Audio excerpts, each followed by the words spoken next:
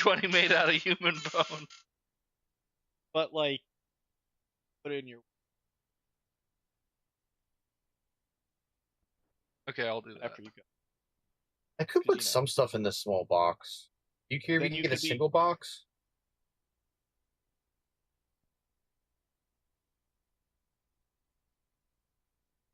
Like, would you mind multiple boxes or want everything in? I don't. I think it's just per box based on their size and volume. This is not a big box right here. Carry some stuff. Or would you rather just one single box? I could do one single box. I'm just asking you. Okay.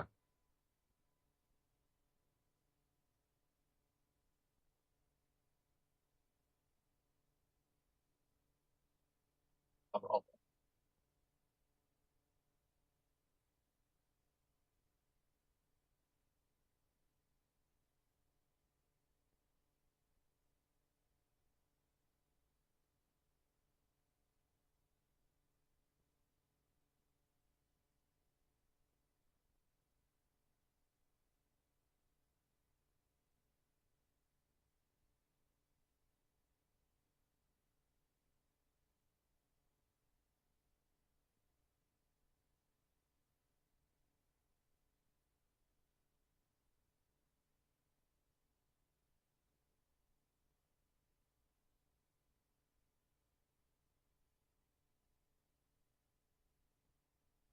Oh.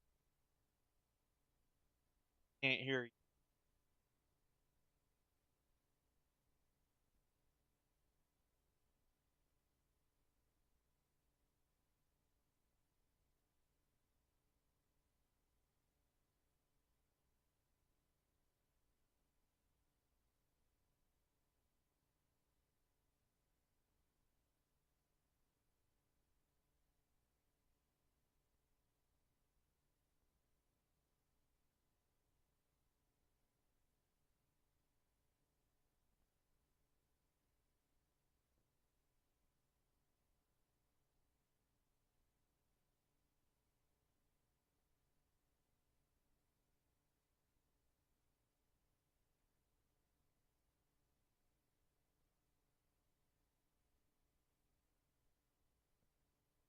Of the Twitch and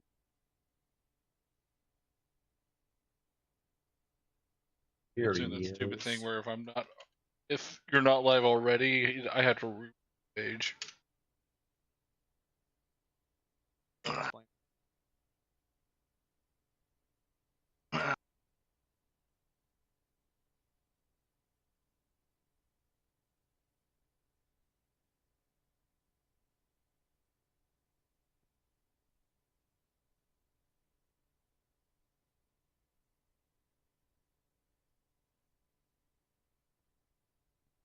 I said.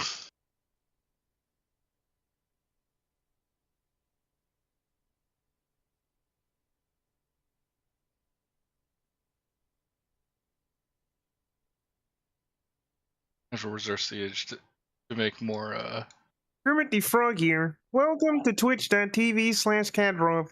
Hope you guys have a wonderful time. and That copyright. will get. If it does.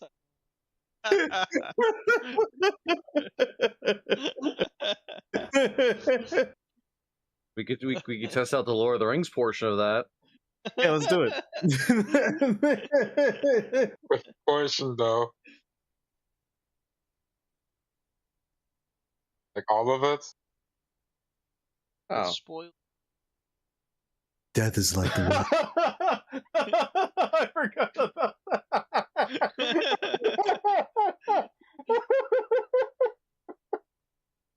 I forgot about that. Have fun.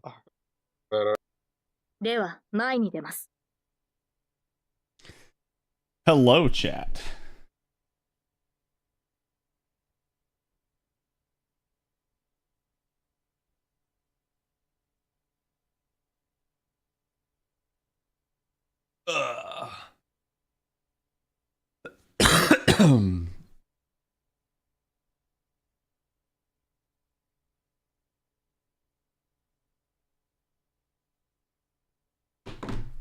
Wait a minute.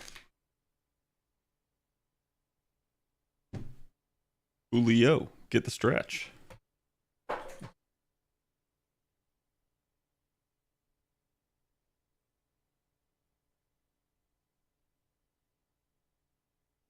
Ugh. Okay, chat. I did just get the go live tweet out. Do me the favor, go give it some love. And let me grab you guys today's sauce.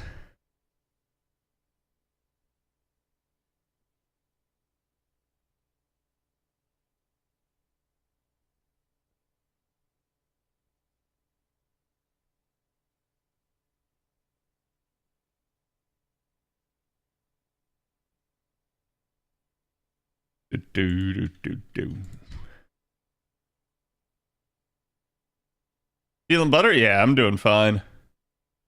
I just gotta clear up my congestion, but otherwise we're doing perfectly well. What's up, Yugi?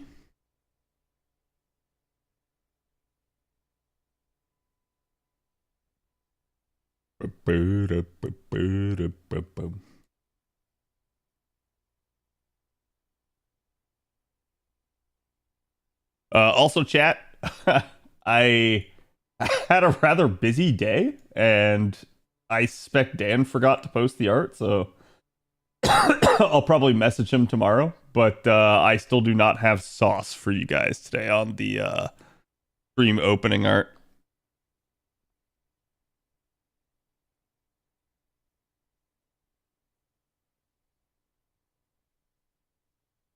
Hello, everybody. Here is today's artwork.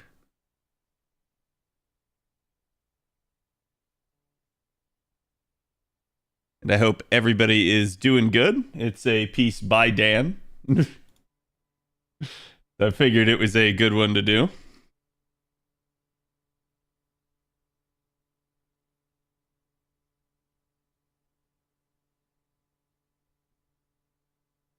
I need Trom finished, I think. For this Christmas? Let me double check. I mean, it wouldn't be hard getting to Trom by Christmas.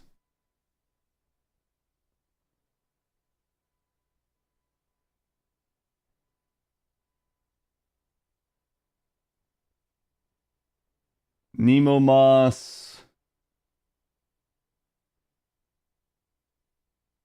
Just requires Fiyuki for free quests. The Trom part is for, I think, the story.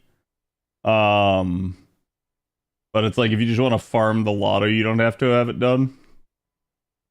But yes, I mean, ideally, I think I would want Santa Nemo. So, which I suspect he's locked behind that. I'd have to do some digging. For plot and lotto only. Yeah, it's usually the story and the CQ will be locked behind it. Other stuff like just farming the lotto usually isn't, so it's not too big of a deal.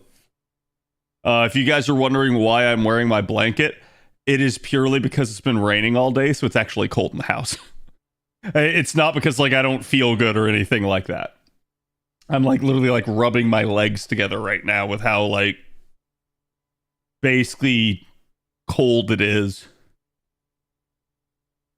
Cold in Florida? It's cold in my house. You guys got to understand though, cold to me is like 70. So not very cold at all. Chat, I'm doing a Tiamat comp. Basically because I wanted to get her like worked on and ready, and so I figured I'd show you.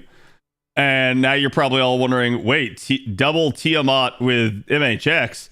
And this is the part where I do this, and I just go like, aha, now I just got extra bonding on her. Because that's really the only reason why I was doing it.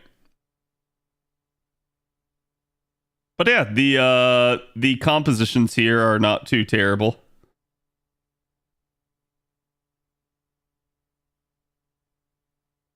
And so I basically just, as long as I send it in an order where the damaging double phantasm goes last, you're fine. 69 is too low for CAD. Got it. It definitely gets me all perky.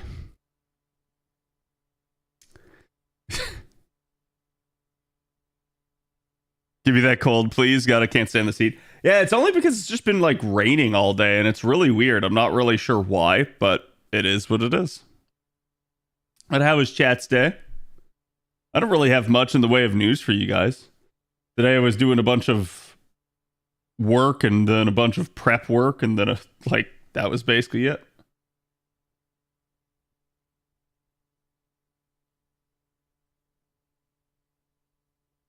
And you're cold when it's 70? Yeah.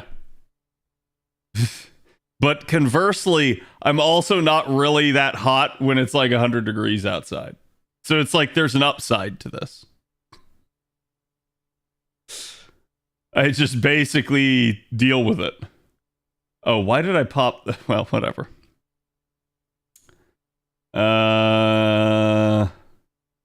Do it like that. We'll stagger the cards. Bonk. Bonk. It'll be interesting to see if we start getting waves that like Tiamat just can't crit down.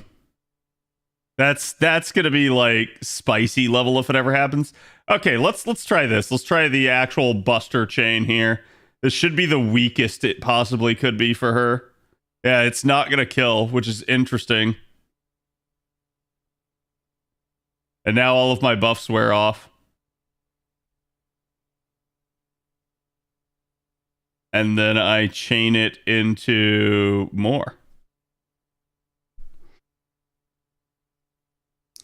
Has the new SUV got all the extra features under control? No, I have not had a huge amount of time to play with them. And because the issue at play is that it's kind of difficult to do anything like that while I'm in motion. So it's like my only free time in that regard is like when I'm just sitting in traffic. And so it's like there's some stuff I can do, but otherwise like the thing will scream at me if I'm trying to do too much.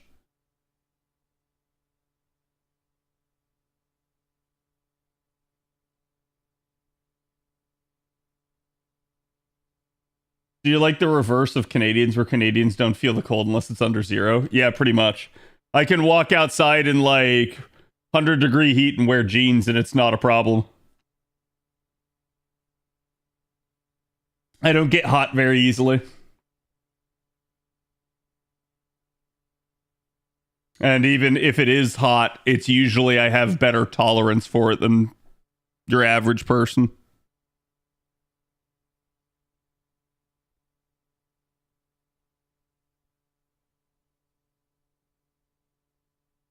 This song, yep. I've been watching Panty and Stocking. Trubs got me to start watching it. It's been pretty good. There's episodes where it's kind of meh to me, but then there's episodes where it's hilarious.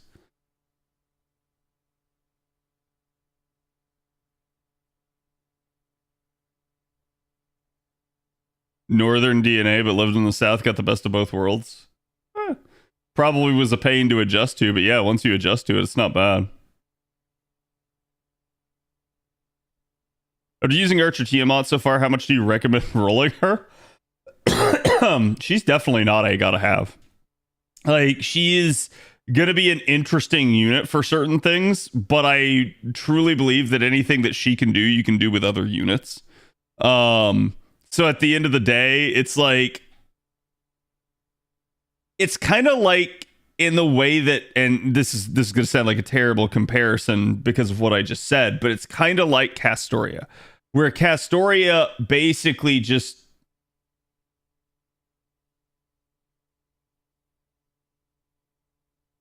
what?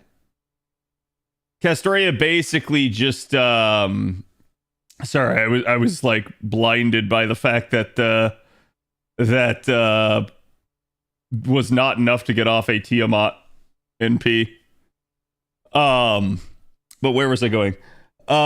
Basically just that again, she's like Castoria in the sense that you have the combination of multiple kits into one. And that to me is what she feels like.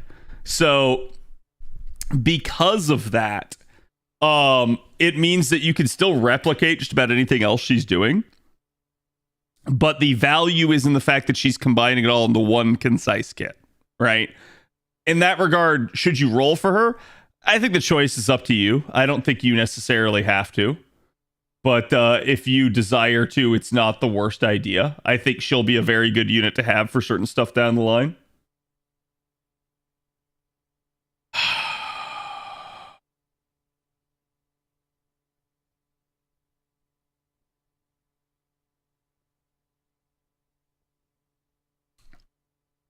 This may fail. I need to start checking the Tiamats to make sure they actually have their pin done.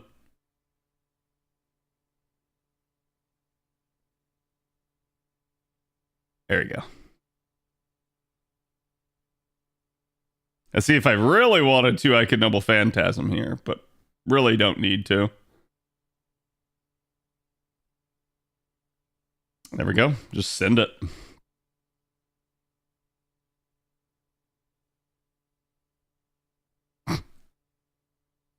Comparing her to Van Gogh makes more sense, IMO. Playstyle wise, sure. I think that sort of thing is like semantics, right? When people are like, oh, this compares better to that. I'm not giving a rat's ass about the comparison so much as trying to paint a clear picture as to why I think the person might want this character.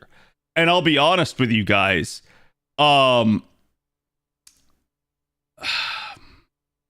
Van Gogh is basically overhyped. Van Gogh is a very strong unit that the vast majority of people will just not use or feel like is good in certain circumstances, right? So it's like they'll be like, oh, okay, is this the right time to use her? And then they'll pull her out and then like it'll work, but it'll take them a while. And then if they had done a different comp, it might have just gone faster, right? This is, to me, not the exact same deal. Where if we look at the Tiamat comps, the Tiamat comps are not necessarily going to be faster than like full-fledged farming. But at the end of the day, this composition is going to enable things that probably you would have a much more difficult time pulling off otherwise. So it would be comparable to Van Gogh in the sense that Van Gogh could be made to clear a challenge fight. So can Tiamat. But if you rely on Van Gogh to do it, you're going to have to sit there trying to loop and get Van Gogh's in P over and over and over again. In Tiamat's case, you might just 3-turn it, which is fucking hilarious if that's actually going to work.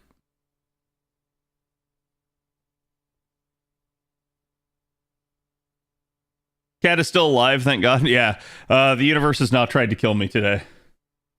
At least not blatantly, so... Yeah, I'm not adding that person.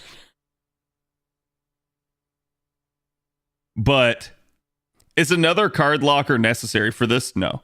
The entire premise behind this comp, behind the Tiamat comp, is that everybody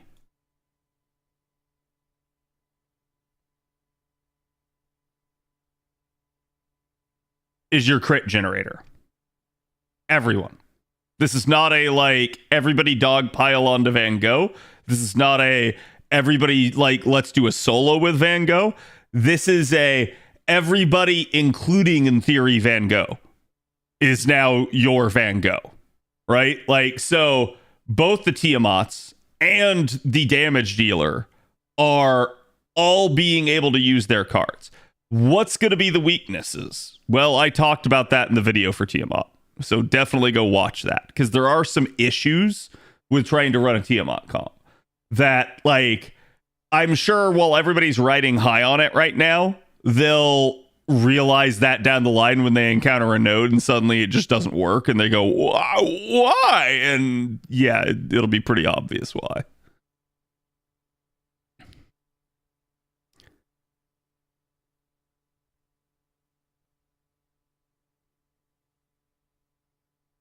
I don't like the concept of Van Gogh too much as a support. I get it. I understand why people say that. But to me, where I see Van Gogh being actually like as strong as possible is usually either just her combining with another Van Gogh or her just straight up like soloing. And that's where I think that stuff is why, like, I'll set her apart. I'm not saying Van Gogh's a bad unit, but I also see people that treat Van Gogh like she's God and like she can do literally anything. And I go like, well, no, that's not true either. So it's like I have to combat people a little bit on this sort of thing and have to bring people a little bit back down to reality in that regard. Because you'll see people, it's the same thing as like I've seen people basically trying to say that like Tiamat has fixed every issue with the quick system. Tiamat is perfect. Tiamat is like the new meta. And it's like, no, none of those three statements are true. I understand people want it to be. I understand people are hype, but it's not true. And that is definitely one of the issues that we run into is basically sometimes people almost spread misinformation by overhyping stuff like that. So it just is what it is. Gogan Doman as a team. Yeah. You'll see people try to do like either double Doman Go or they'll do like double Go Doman, which is really weird, but I get it.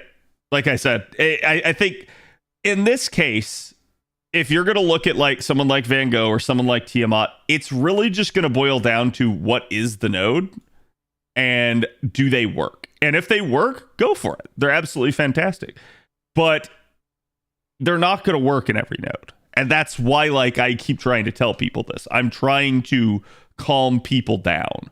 Because a lot of the times people will just kind of fly off the deep end. Like, again, I had somebody in chat the other day that was like, why would you ever use Proto Merlin ever again now that Tiamat exists? And you're like, huh? and then you realize it's like, oh, okay, I think this person's drank too much of the Kool-Aid, right? Like, it's fine, but that's where, like, I'll bring that stuff up and I'll try to talk about it because... what it basically tells me is that like somebody on some other end, on some other channel somewhere else is going like, this unit is the greatest thing ever. This unit is perfect. This unit is the new meta, blah, blah, blah, blah, blah. And like, they're kind of spouting nonsense, right? Is the unit good? Yes. Is the unit worthy of your attention? Yes. Is the unit perfect? No. And so like, that's where I'll try to like calm people down. Sadly, you can't change those type of people's minds. It's a waste of time to argue with them. I still will. And part of the reason that I will is because I do want to like set the record straight on some stuff. I want them to realize that not everybody agrees. And sometimes, even if they don't agree with me at the time, even if they argue with me, right? Like, you're still going to see where people are going to like over time come to grips with that. They're going to be like, well, that person did agree with me. They're either going to write me off and think I'm a dumbass and then later begrudgingly admit I was right. Or it will open their mind in the moment and they will actually like start to basically think about things a little bit more and it'll calm them down. So one of two things is true. And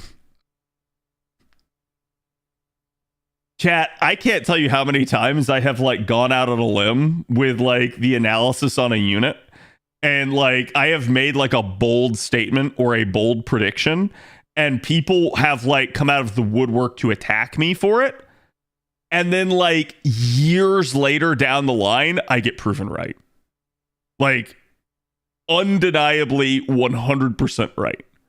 And then everyone like conveniently forgets. So that's why I'll end up doing some of that stuff.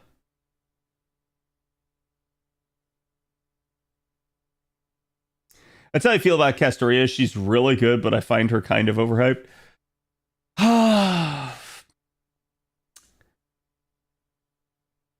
No, I don't agree with that.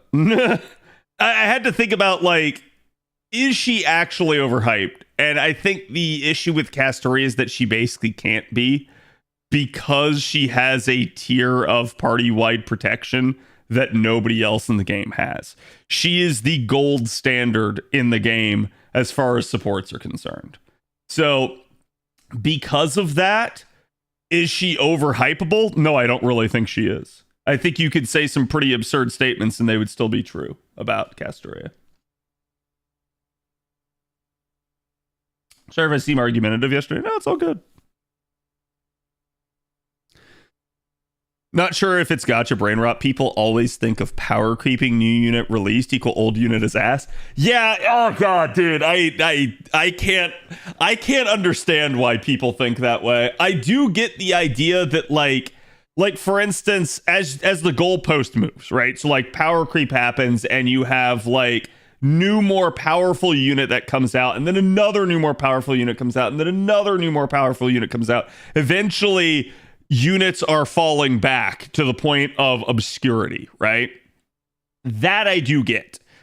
But this is usually not the case with our like supports, okay? And in fact, we actually do have an instance of this being relatively the case. And that was Waver. And Waver did get brought out of obscurity right here by this change. And it's a change that, like, for instance, I've seen people say it's like, oh, this isn't a big deal. And I'm like, no, this one actually is kind of a big deal. This one actually does change things and change up metas a little bit. So it's like, I get that people basically want to think that like, oh, Waver is a nobody still. I don't have to pay attention to him. But then you're going to start seeing people run Waver and you're going to be like, what the fuck? Why? And then you're going to realize a little bit too late that Waver was actually a good tool.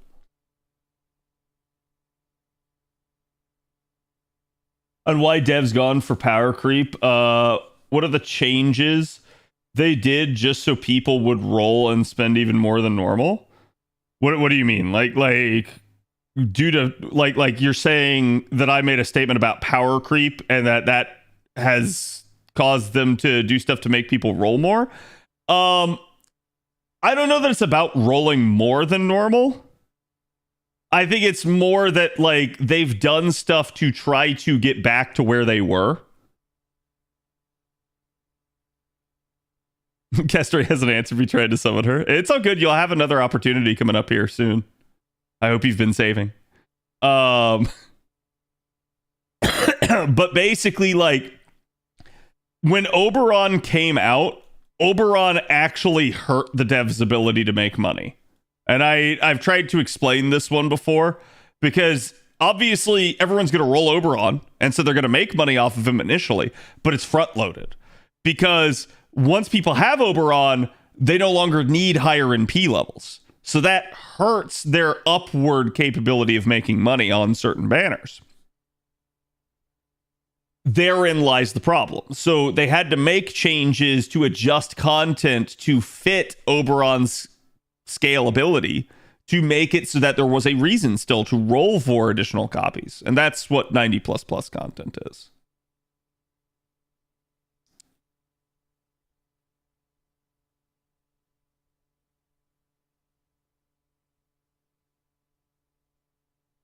Storm and Lightning is her thing.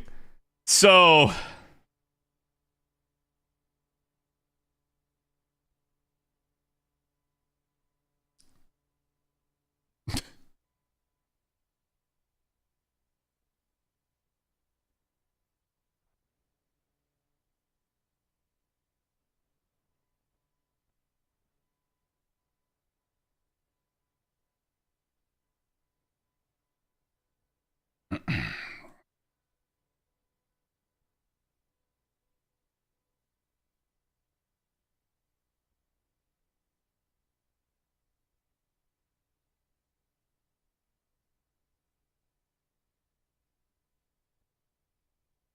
your argument was power creep happened because somebody got excited in making the units. Whereas I could see it being them wanting people to roll even more. If this were any other gacha game, I would probably agree with you. But because this is FGO, I don't necessarily. Because the devs have done some weird stuff at times that is not like actually monetarily oriented. For instance, like chat, Melisson was not made strong because they wanted to sell more copies. We know this because we know why Melisson was made strong. Melisson was made strong because of lore, and straight up, there appeared to be behind the scenes an infatuation with the character. That is like, we can verifiably prove that. Why? The devs opened their big fat mouth about that thing multiple times. So it's like, that wasn't to make more money. That was basically somebody simped. It's that plain and simple, right? Now, is this always the case? I don't know. Obviously, I think it probably is the case sometime.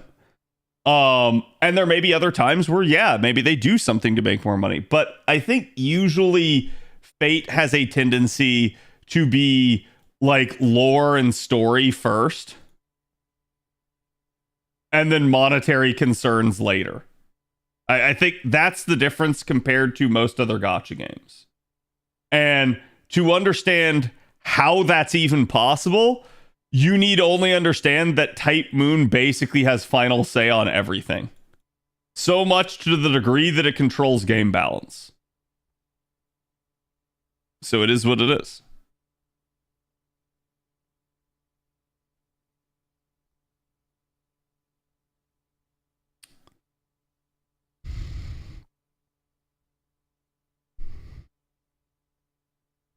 Oh, yeah. I mean, in all seriousness, chat, it's probably not Drake. It is probably Nemo.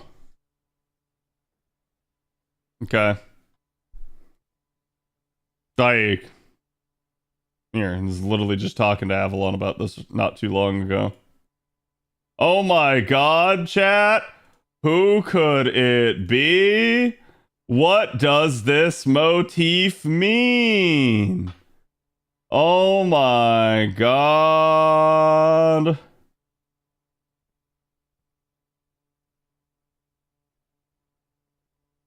Bro, I don't know why that keeps like closing.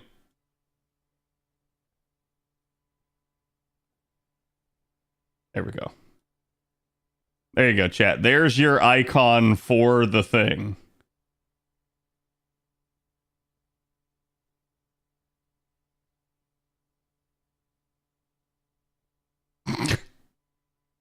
So it is what it is. If it ends up being Nemo, I'm not going to be surprised.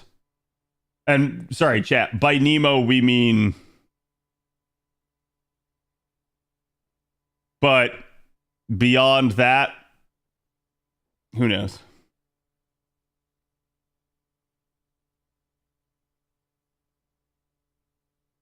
Can I still hope Drake gets something? I'm gonna be real with you. I actually feel like Drake would just be the cooler like person to put in, but do I think they'll do it? No. I don't know why, but I suspect that for whatever reason, like, they are just kind of quote unquote done with Drake for now.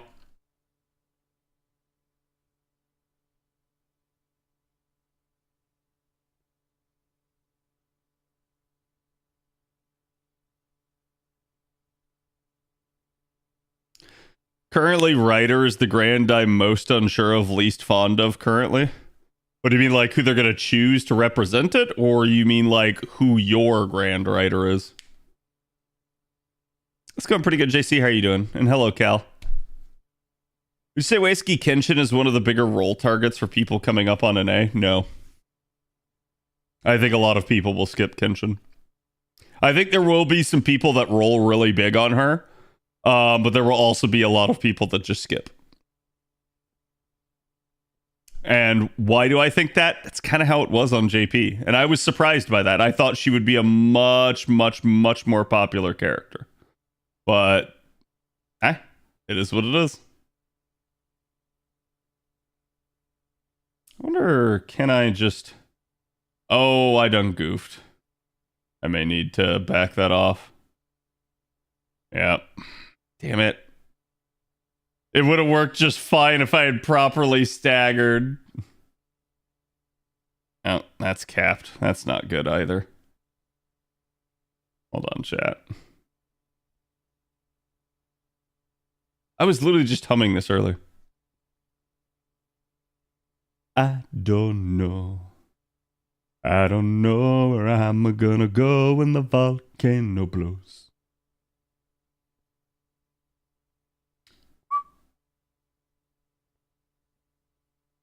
I'm gonna go when the volcano blows. Whatever. Let me in. Why would they skip Kenshin? Just in general, a lot of people probably blew their wad at summer. And so a lot of people don't have anything saved up. And they'll probably like abstain because of that in favor of the upcoming like new units beyond that.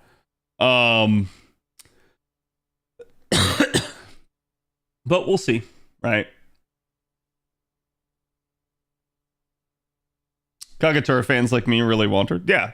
But I think like Chad, if I'm asked who will roll for Kagetora, I'm literally not gonna think of Kagetora fans because that one's just obvious.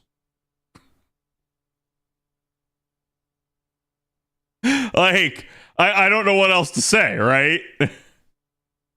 That one just seems like it makes perfect sense.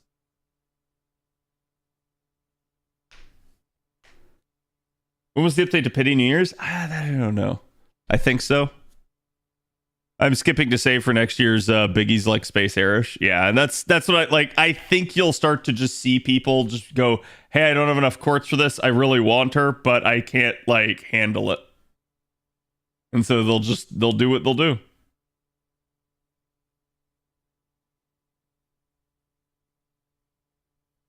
Bonk.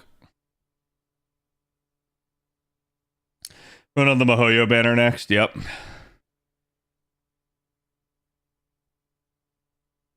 Oh god, that's getting close. Chat, at some point I have to. Yeah, I guess we gotta do some other like I gotta do the copies of her here. That's not the CQ, right? Yeah, I think that's just part of the same stuff.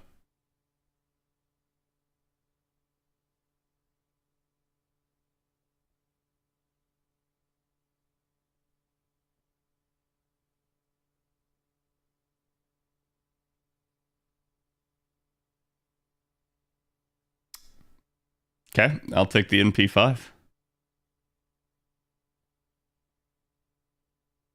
Upcoming melt buff will cover me. Yeah, I think it's like just basically there's reasons to roll for her, but I think you're gonna just see people go, well, she's not the highest on my list, therefore I abstain. And that'll really be all it is. I don't think there'll be much more to it than that.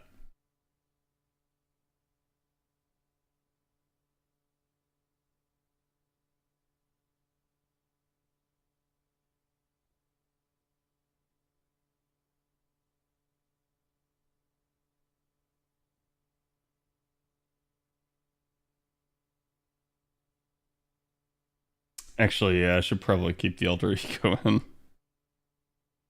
Yes. That's Moon Cancer. There's alter ego. Oh, wait. Oh, okay. I still have Bezettin, so. I haven't leveled her up yet.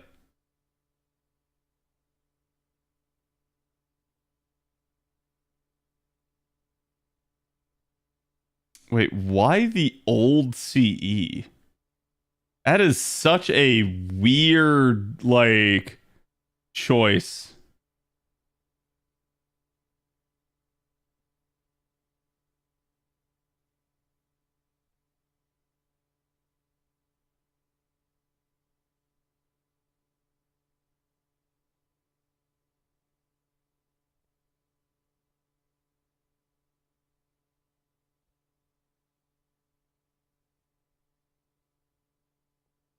From using 30 sand quartz and banners, I had zero expectations than I ever thought I would get. Yeah, I've tried to say that. Like, if you've played other gotcha games, FGO, like I said, it doesn't mess with the rates at all.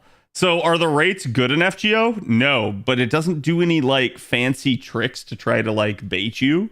It just basically is what it is. Okay, this explains why it's older.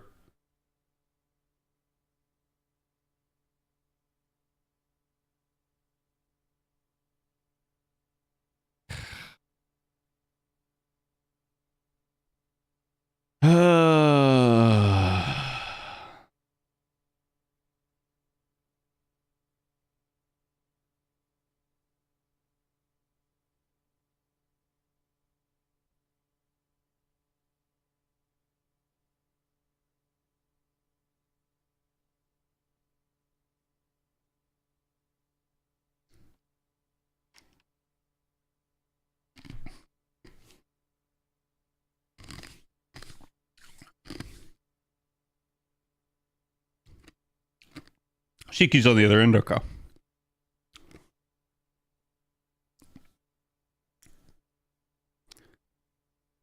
Yeah, I think you're going to see a lot of people want to roll Mihoyo and Summer and Annie. So there's going to be a huge, like, tight wad in the middle of the year again. And so people will start saving already for that.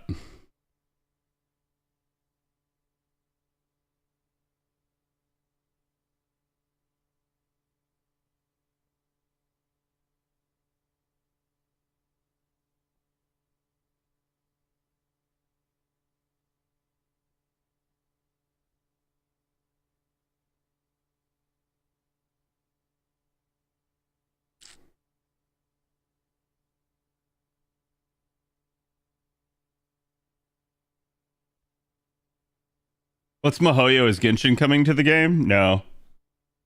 No, it's the name that that the Genshin company ripped off.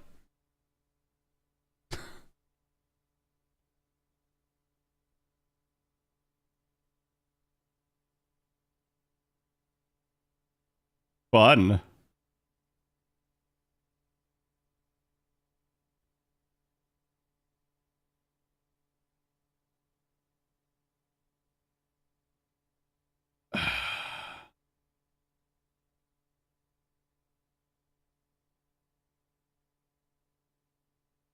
I should use Castoria Berserker's NP, but this is too good of a combination.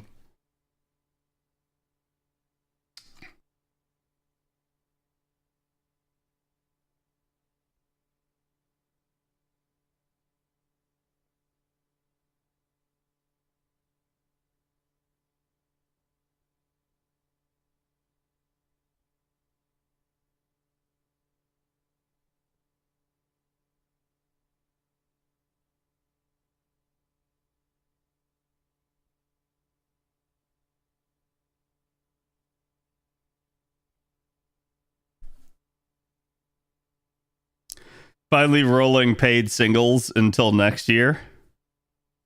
Maybe pick up Ptolemy for his design. Yeah, Ptolemy's going to be another one I think a lot of people are going to skip. And he's actually like really good when he's on, but it is what it is. He's another one of the types of units that can like shift their NP. He's basically 5-star UDK chat.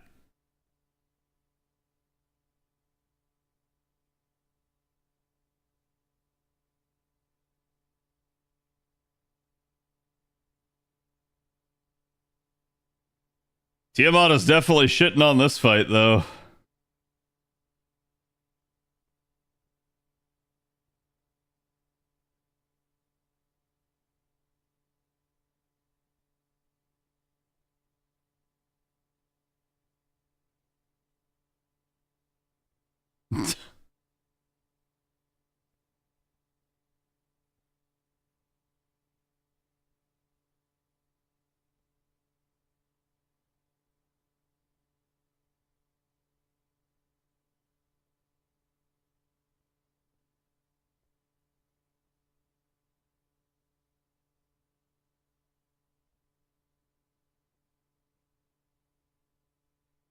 UDK got done so dirty. It's like I said, I didn't want to like make people not roll for her if they liked her, but if you guys have had the opportunity to use UDK, you know exactly what I mean when I was like downplaying her performance. She's okay at damage, but the issue that you really run into is that like her refund is just kind of dog crap, and I think they did it on purpose. I think they knew they had Ptolemy coming and they nerfed her. And it's so like unfair. Because the same thing years ago happened with like Muramasa and Tomoe Saber. Tomoe Saber came out a couple months before him, and Tomoe Saber felt like she was a completely gimped version of Muramasa. So it just really like salts me that the devs do stuff like that. Like, you don't have to make the unit better, but you make the unit completely like non-competitive, and that's a problem to me.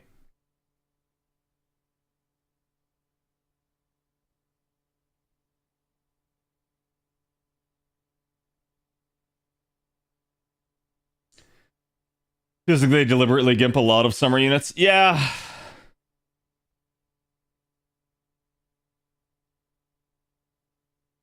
Zenobia is easier to loop. Oh, Zenobia is just straight up easier. I guess we'll just use damage C here. I don't really think about that.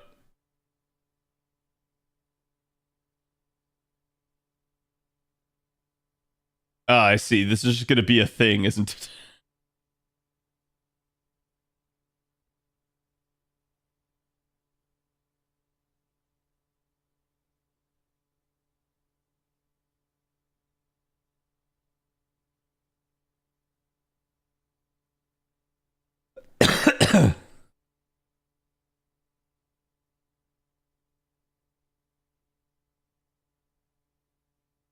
Summer Barguest was the exception. Literally everybody else is good. Yeah, I mean, at least of that current year. But they have definitely done that before.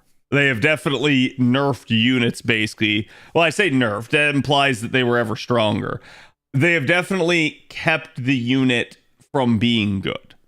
And it really just pisses me off because you feel like they should be trying to get you to roll with their best like foot forward, but then it's like your favorite unit and they phone it in. And Chad, I'm gonna be honest, it's the exact same way that I've felt about Bunny for years. I've never felt like Bunny was overpoweringly strong. I also felt like people gave Bunny a bad rap, but I won't deny that Bunny's like noble phantasm damage was kept absurdly low due to her design. And I feel like that's just their fault. That's not my fault.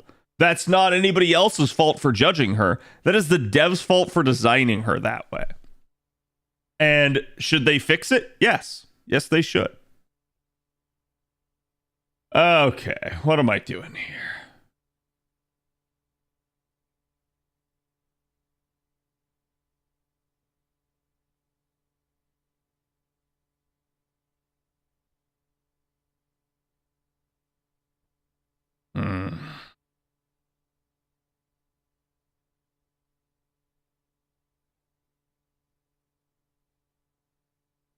Yeah, why not?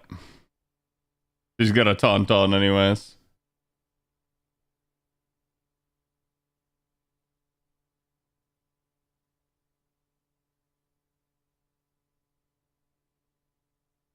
President needs to be used. Apparently. Got Tez from that summer, so I'm happy. I'm really surprised that we have Tez this summer.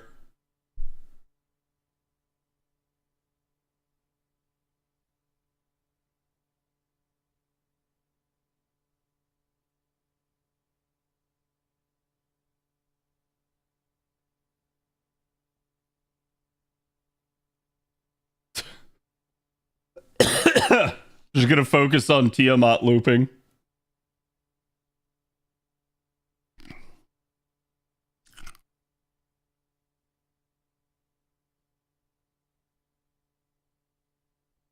That is the one thing I do like about her. Looping her NP is really easy due to the sheer amount of crit stars you're rolling around with.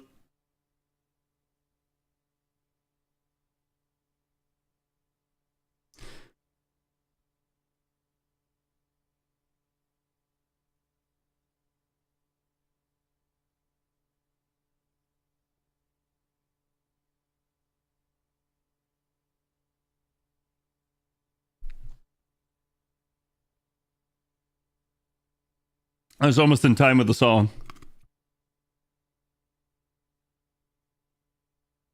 Ah, it wasn't quite enough.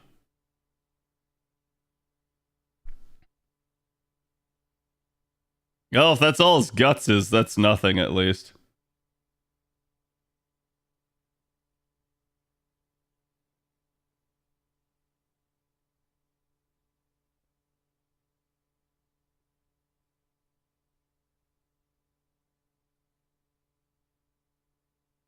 Get smacked with bread. Every year has a gimped summer 4-star like Summer Ushi, Tomoe, Gareth, and Barcast. Yeah, and I feel like that's dumb. Like, why? Like, for instance, chat, what's the reason for Summer Gareth still being this bad? She is, on release, worse than her contemporaries. She is worse than Gawain. She is worse than Barghast. Why? Why is she that bad on release? Like, she's not unusable bad, but her numbers are just absolutely atrocious compared to some of the others. And I just go like, there's no reason for it. Just make her competitive. Like, because they know people roll for them anyways, I guess. I don't think they do themselves any favors when they do that. Right? Like, all you do is you just piss off a player, potentially. Like, do you think the UDK Barcast player is like, oh, gee, thanks, FGO, for making this character not as strong as I would have hoped. Right? No, they're instead just gonna be like, dude, what the heck? Why?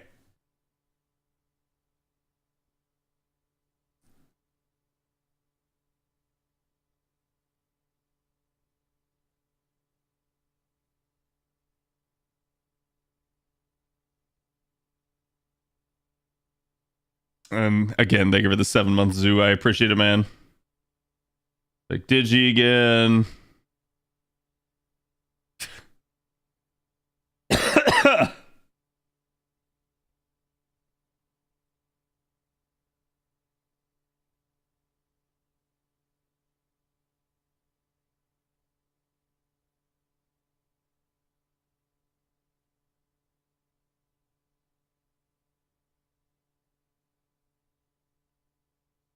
Sometimes devs are playing lazy.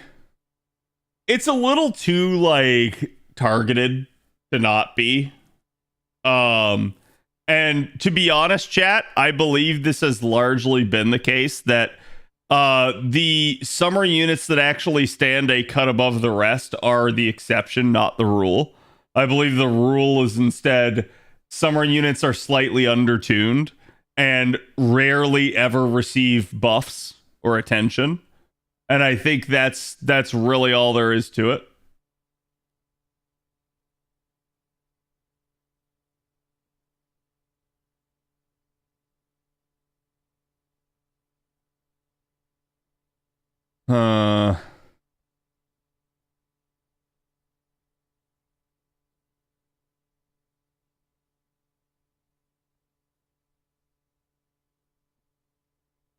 Maybe FGO just has one character designer who's a lot more reserved than the others.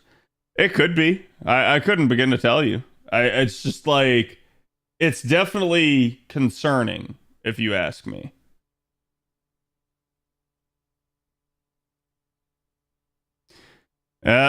You done fucked up, Ron.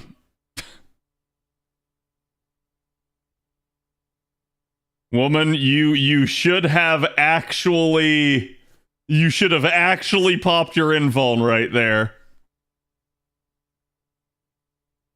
That was the only way you were getting out of this one.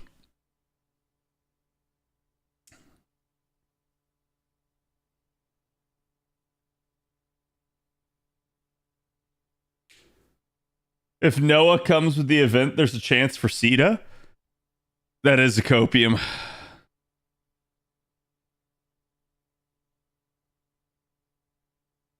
Fuck is Rabba being brought into this for? I don't know, man.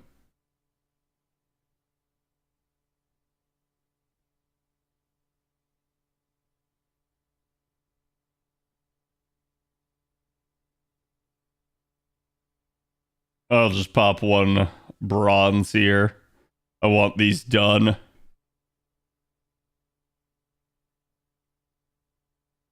Well.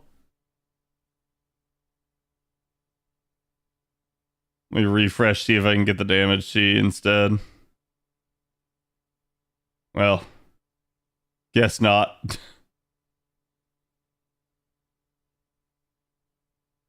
I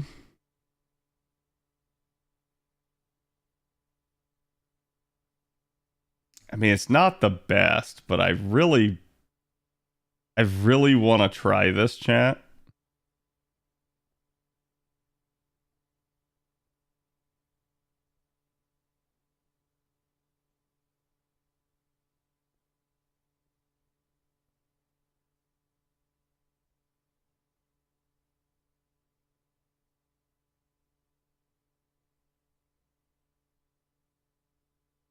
It's against BB, right? I mean, I don't know, but the odds are always that a moon cancer is BB. Just saying. So there you go. No, it's not.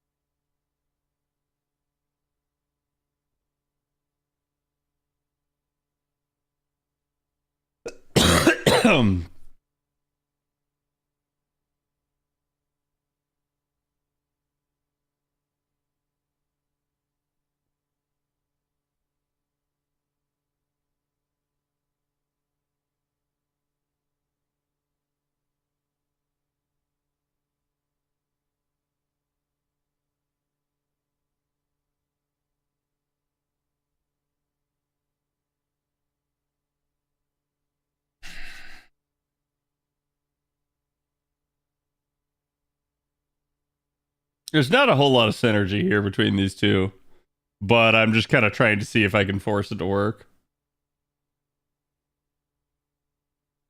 Because Bunny is technically tricolor. Like, obviously, she's very focused on Buster, but she does get card type up after her and P and stuff. No crit. If that had crit, that might have done enough.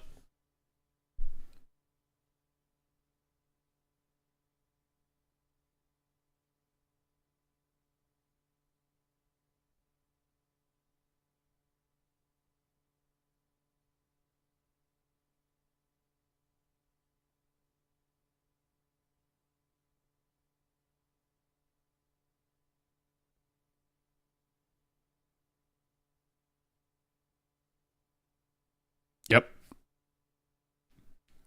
Yep. Just the Buster crit would have been enough. Yeah, there's so much crit damage with like a bunny comp with Tiamat there that's just kind of absurd.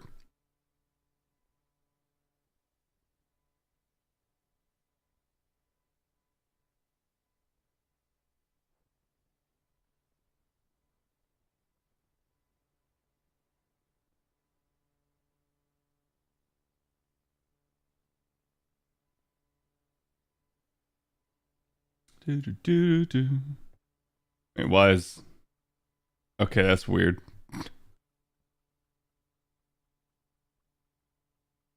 Wait, what is that? Is that just...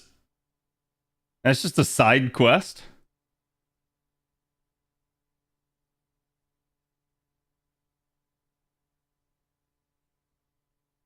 Huh.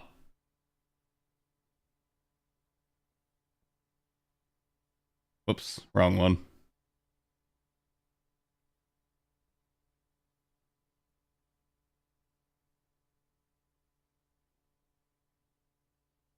I did 10 my Huyanzhou chat. She is thick now.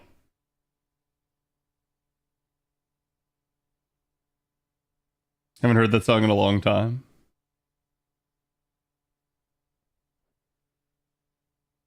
Extra thick, yes. A pins also or get the fuck out. I did unlock her mana loading. I just didn't lure it. Because I think I only needed it unlocked.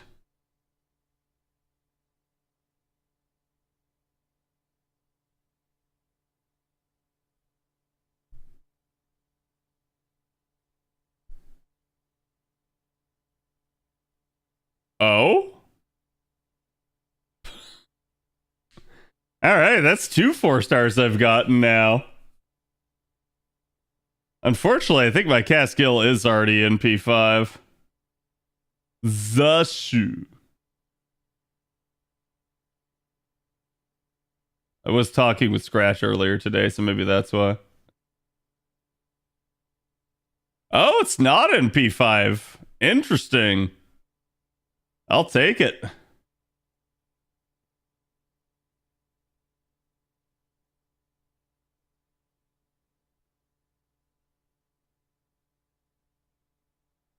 It's Grail dummy thick Chinese berserker when she gets to an A.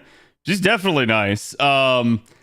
Her looping is a little it's another one where it's like they could have made that better. It's not unusable by any stretch, but in the event she's fine. Outside of the event, I think people are gonna notice like it's gonna be node dependent.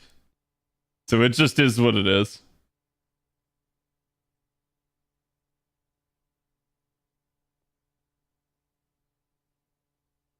Chad, do you like my one size fits all comp?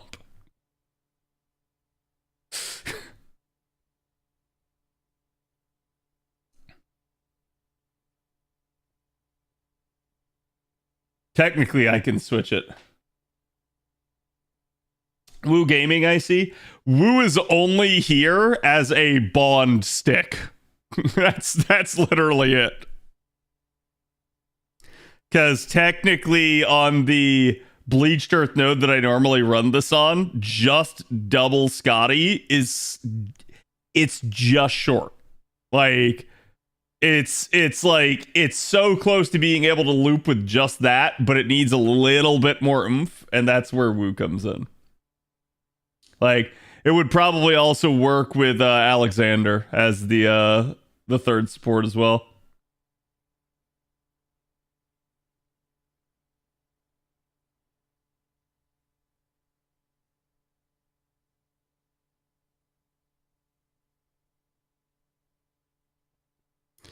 When will Grand Rider be revealed? Probably during the next event, but we don't know that for sure. We just know that the next event leads into the Grand Rider duel.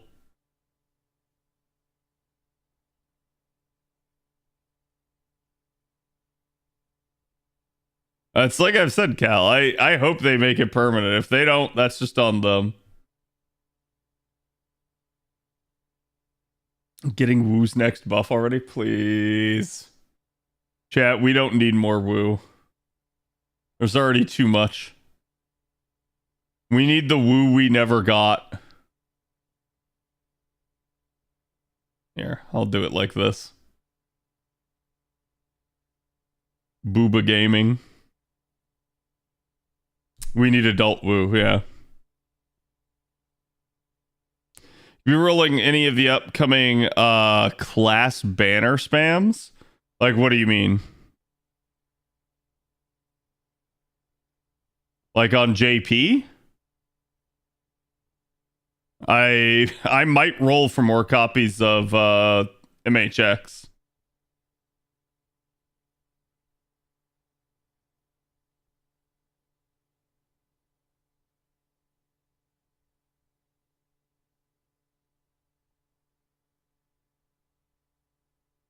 I think Summer Woo is the closest we're likely to get. Yeah, which is big sad.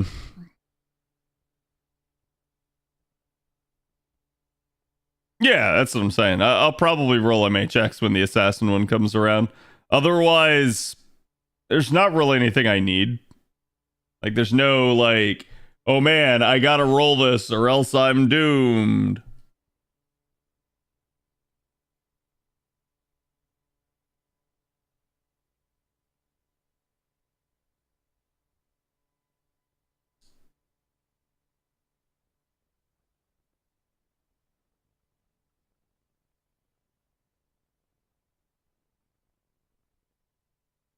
But yeah, no, I think like honestly, this is kind of what I meant when I said this the other day, chat, of like maybe like toning down my spending some. Both my accounts are at a point where like they really just don't need much. And it really just boils down to like, do I want the new unit? Does the new unit do something unique? Do I like their design, that sort of stuff? And from there, like, and I'm dead serious when I say this, I think once I have MHX at NP5 on JP, I think the only saber faces I don't have at MP5 are like the 4 stars. I think. And then there's not a lot from there.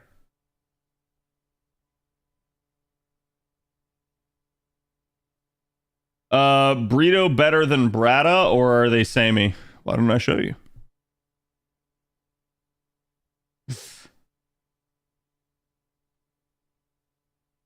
Wait, was that the right one?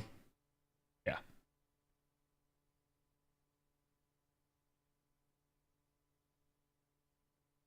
Oh, wait, can I not show you? No, yeah, this is an A.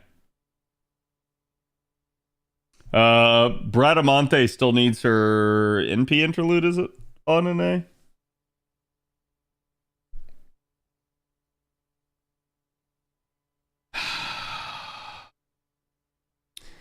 Thankfully, there is a button that I haven't been pressing on Woo, and that button gives me 10% more charge.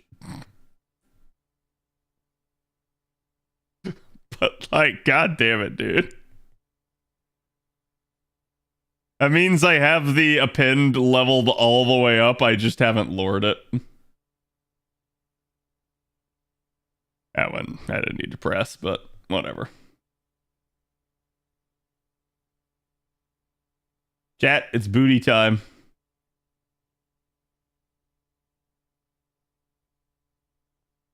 It's a little late.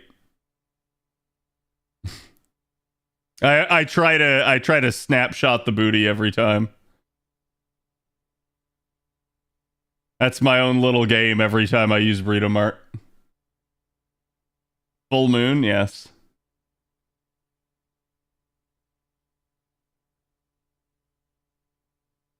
Ah, too soon. We'll get it just right here, chat. We'll get it just right.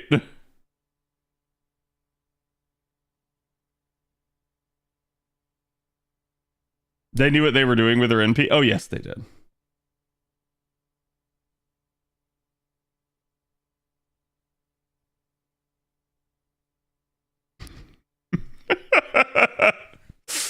There you go. Still got it. See, and you're probably thinking like, oh, that doesn't look that hard, Cat. There's a delay on iPhone whenever you do like a screen capture like that, so you do have to actually time it, which is kind of funny.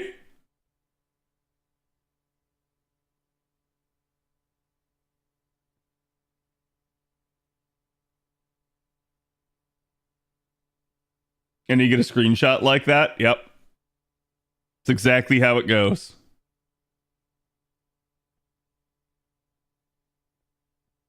But no, like, are they pretty samey? Yeah, they're pretty samey. Right now, Burrito Mart has better performance overall than Bradamonte. But Bradamonte will be getting a buff soon. That should help that. At least as far as I remember, unless I'm misremembering timing. Too bad she's married. What a weird thing to say for a fictitious character in a fictitious game.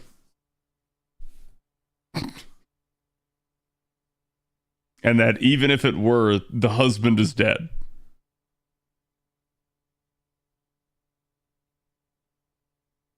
Like, I swear this is one of those things where people just... It's a fetish for them. And that's why they bring it up.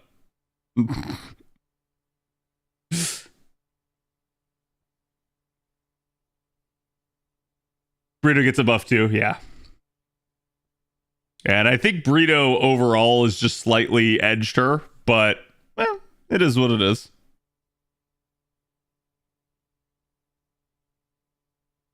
Lancelot, that's the best part. Jesus, chat. Oh...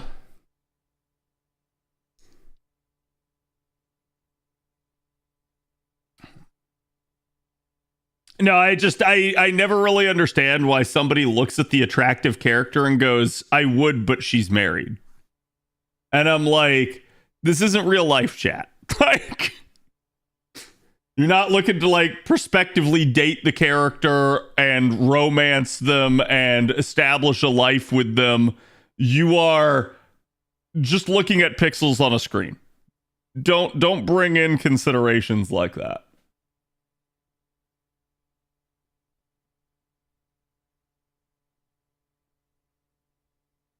The limited SSR is better than the permanent one. Ain't no way.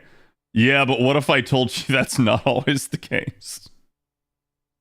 Like, what if I told you that the 4-star is better than the 5-star? How would you feel about that? Nice art. Where's that one from? Type in exclamation point art.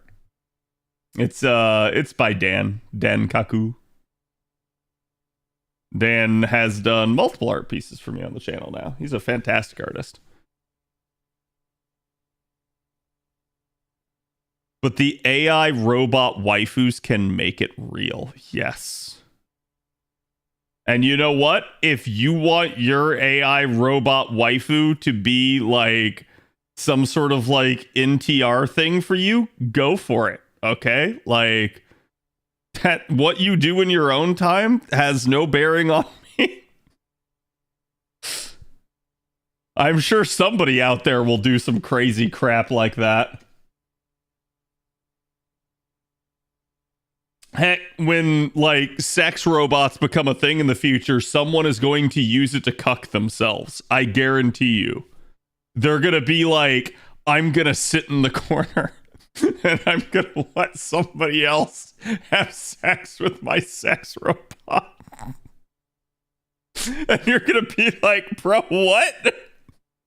And that's when you're gonna realize humanity needs help.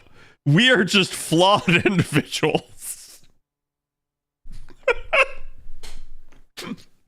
It was never about needing our stuff fulfilled. It was always about us just having problems. I'm going back now. What the fuck topic did I return to? Chat, you know I'm right, though. You know I'm right. You know someone's gonna do that crap. And then you're gonna be like, but why? And it won't matter. It's just, it is what it is. Don't give them ideas. Listen, if you're somebody that thinks that way, you've probably already had that idea, right? Like, you're probably like chomping at the bit. You're like, oh my god, when can I get my robot waifu? Cat might be the pioneer for it. No, that is definitely not one of my interests, I can assure you. I have a hard enough time getting a woman, let alone wanting to see something like that happen. That would just be to me. I think like that would just be an immediate non-starter is the like the whole line of like, hey, can I sleep with someone else? No. In fact, you know what? Yes, you can. Pack up your things, get out. Like that would basically be my logic at that point.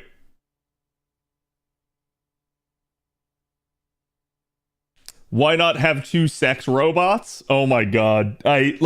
See, now you're thinking at like an advanced level that I can't think that way. I'm sorry.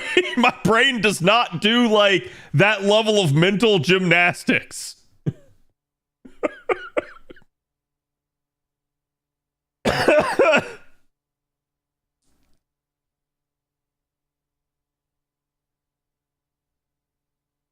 How to do the old get the fuck out ho. Yeah, I mean, like, I have been cheated on in the past. I don't like to talk about it, but it's one of the reasons I'm still single.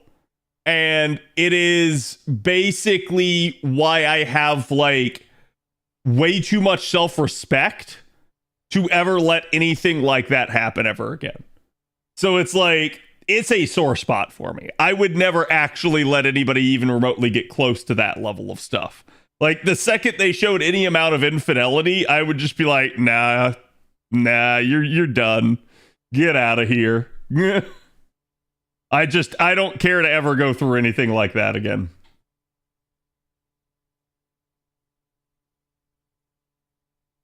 I have no clue what's happening. I lost the plot. Don't worry about it. There was never any plot.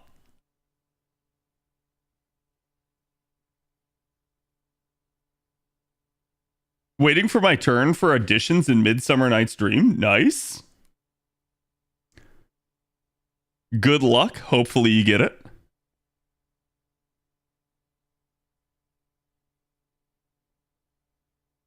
Did Doman sneak into chat? Probably. You cheat, you fuck off? Exactly.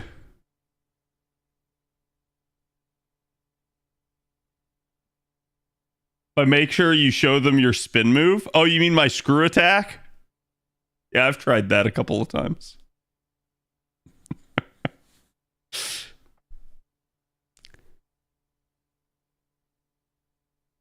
How to spot it before it happens, though, Monka? How to spot someone that's gonna cheat? That's not hard. I've said this before. It's like it's one of the reasons why I'm so like.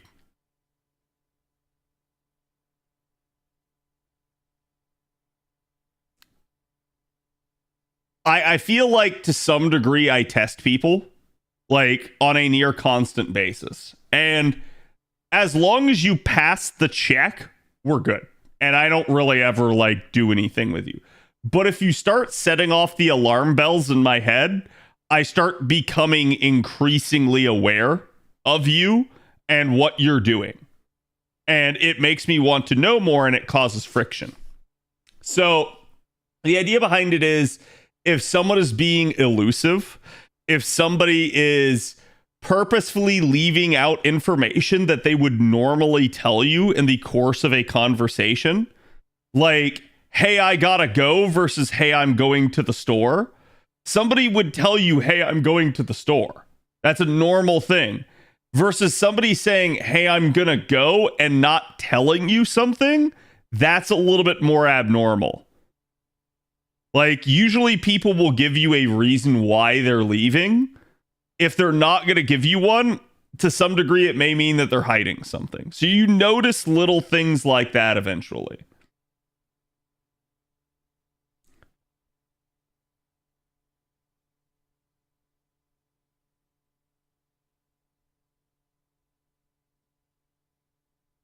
Warframe Gotcha is now just anime Warframe. They actually made a gotcha. Ugh. I've never been a big fan of the designs in Warframe, unfortunately. It's a little too alien for me. Like, it's one of the reasons why I like the First Descendants designs over Warframe. Because it's just a bunch of hot women, right?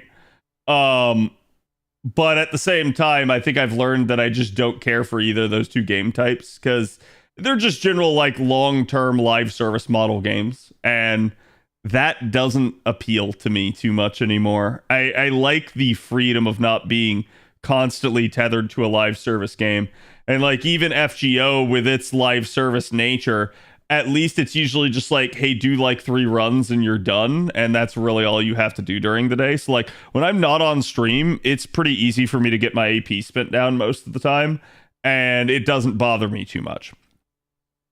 Versus if I had to like constantly play the game over successive hours every single night for multiple weeks on end, I think I would just start to get extremely bored. And that's usually what happens to me whenever I play any new live service game. Girls Frontline 2 dailies? Yes, no, I fucking hate the Girls Frontline 2 dailies. It's a Warframe competitor, not Warframe itself. That's interesting. But still,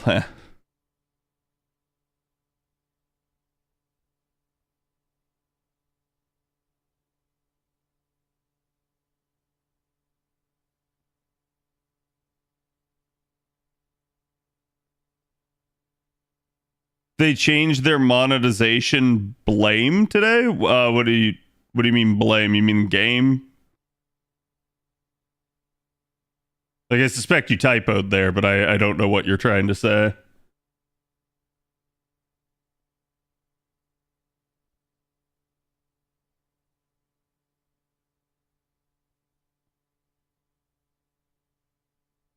plan? Okay. So what, are they planning to monetize by it being a gacha game? Or like what?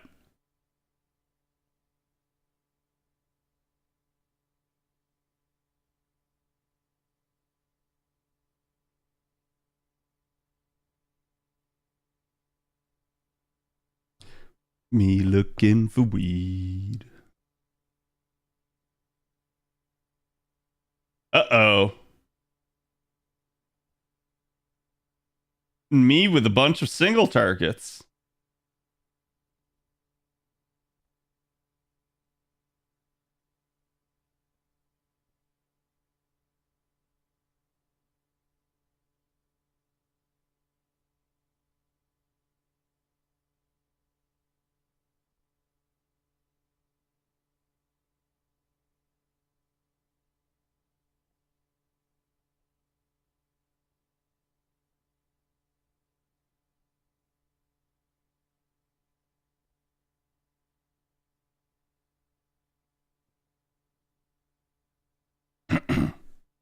Gonna try to take out the berserker here.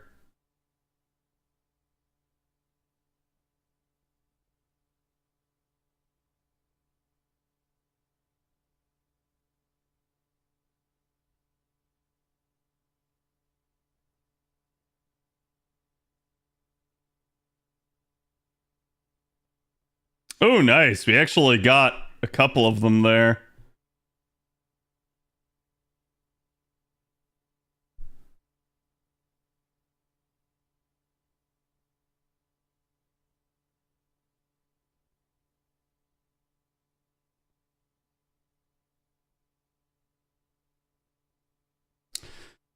We'll just stagger the Buster cards here because she'll probably automatically get to her Noble Phantasm.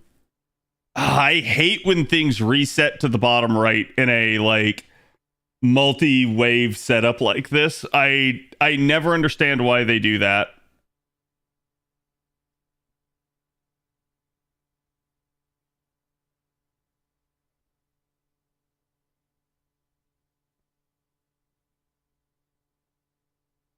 Not the most ideal.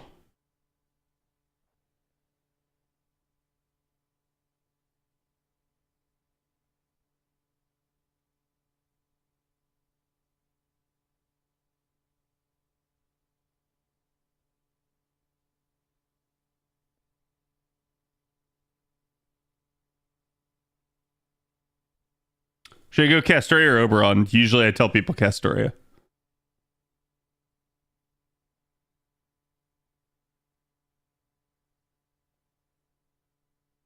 Castoria is just the one that's going to help you do the most content. Oberon is usually relegated to farming content specifically. Whereas Castoria is both farming and challenge.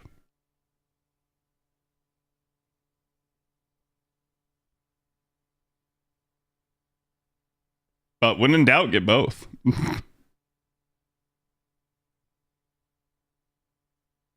Okay, what is this now?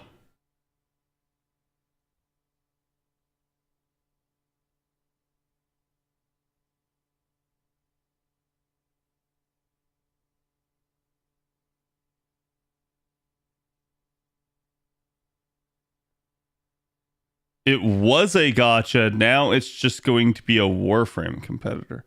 Wait, okay. What game is this? Just out of curiosity? Because, like, I may know the game you guys are talking about.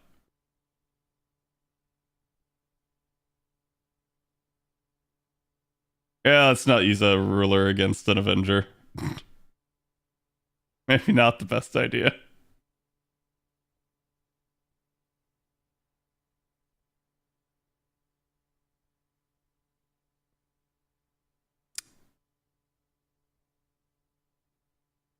Duet Night Abyss? I feel like I have heard of that, but I don't. I'm drawing a blank mentally.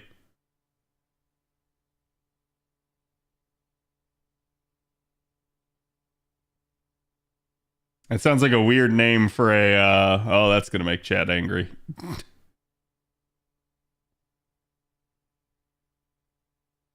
Chat, behold, blue comma. That thing that you can never have.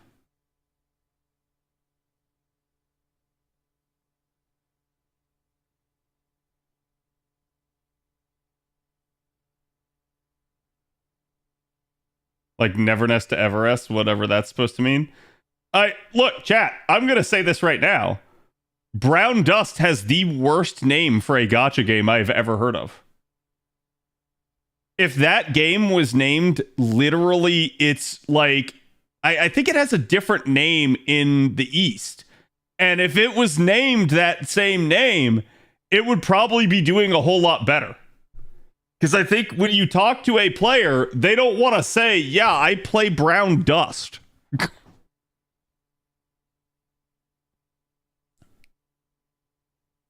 So I think it's just like kind of dumb of them, not gonna lie.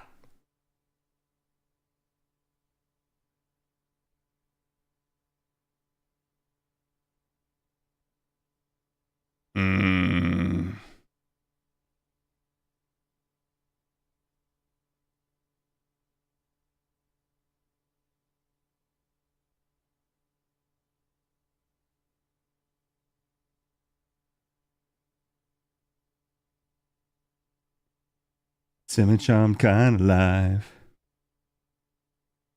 I mean, I played it's a silly name. Yeah, and that's all I'm saying is that if they had just changed what the name was, I think they'd probably be doing a lot better.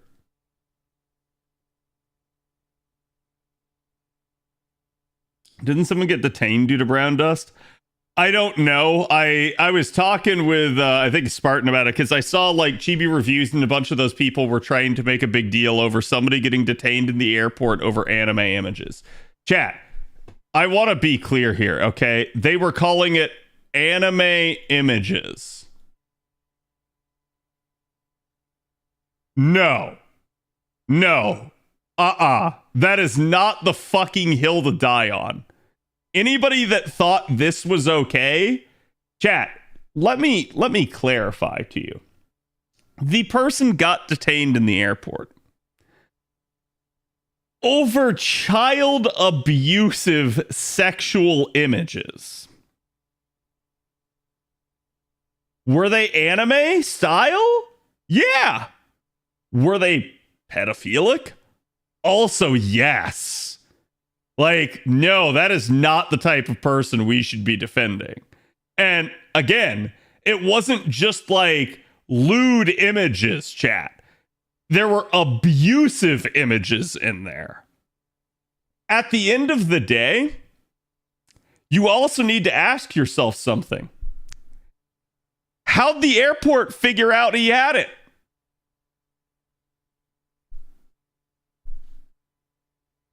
Think about that for a little bit, chat.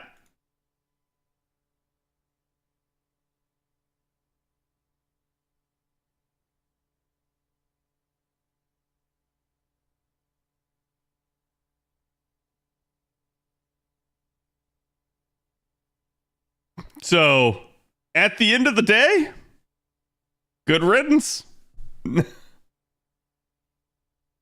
Was he showing shit off in his lock screen or some shit? I suspect he had physical prints of it. I suspect it was in his backpack and they saw it on the freaking like security scan. Like, these people always pick the wrong things to argue about. Yeah, and I'm going to be honest with you as to why.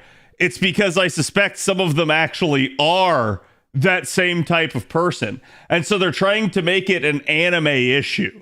And it's like, no, this is not an anime issue. That guy deserved what he got. Like, straight up. And so it's like, I'm sorry, they're not just going to come after you because you have a cute anime waifu picture, chat. This dude had some disgusting ass shit. And we should not be dying on that hill. Let that man rot. That's my entire premise behind this statement. Let him enjoy his just desserts.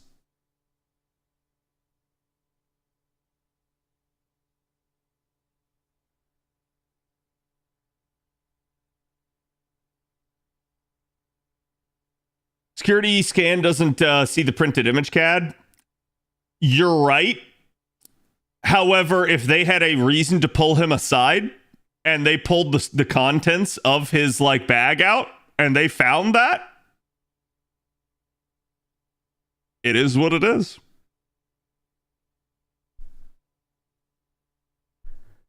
Of course I leveled up.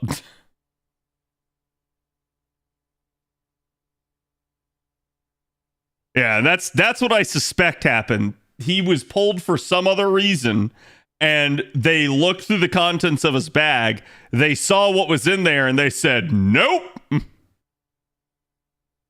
Arrested for having a saber image? Yeah, see, this is what I'm saying. I don't think you'll ever see anybody have that happen. Like, chat, if this were the case, you would have weebs getting pulled all the times in airports. This one guy got pulled. Why did he get pulled? Like I said, as chat said before, these people always pick the wrong ones. Yeah, absolutely nobody should be defending this creep. Like, this is not something where it's like, oh, this is a censorship issue. No, it is not. And you guys got to understand, because I've seen like several like news articles, and it's like it's like, here's the headline,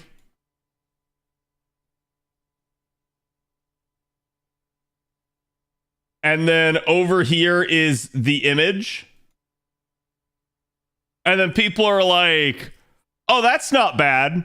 No, chat, you do realize they can't show you the images.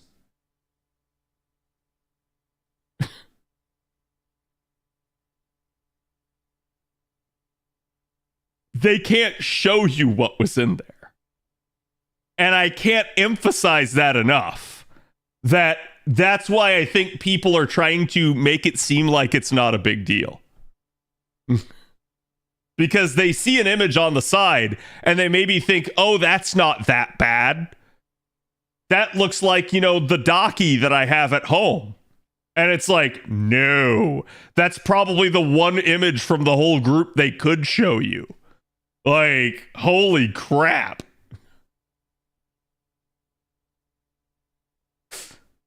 That's like I said, I would not trust these people. Not with that. Did he look like a creepoo?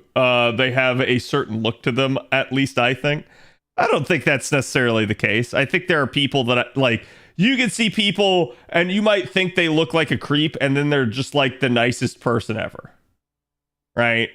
I don't think that's usually the issue. I think it's instead just there are all types out there, and that particular like guy got caught because he probably shouldn't have been like having it in his bag in the first place. And it was probably some like ridiculous dojin that he purchased. But you know what?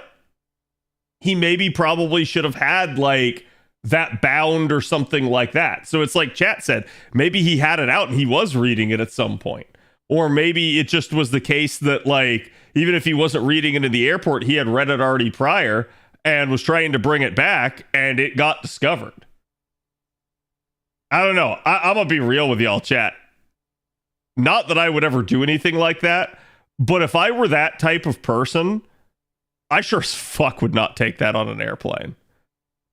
Because they go through people's bags. I've had my bag searched. I've been selected for random like security before.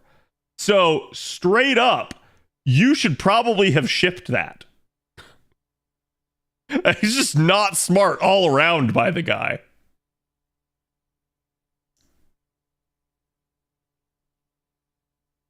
Actually, that might not be terrible.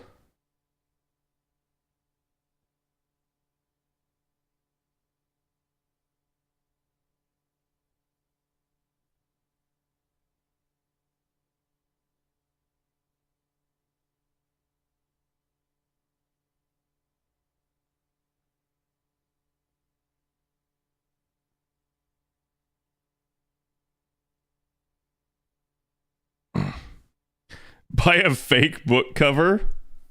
Did I miss the Wandjina review? No, not yet. I've been stuck doing a bunch of these 5 AP runs.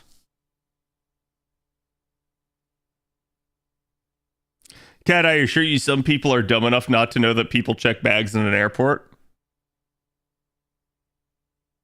Probably.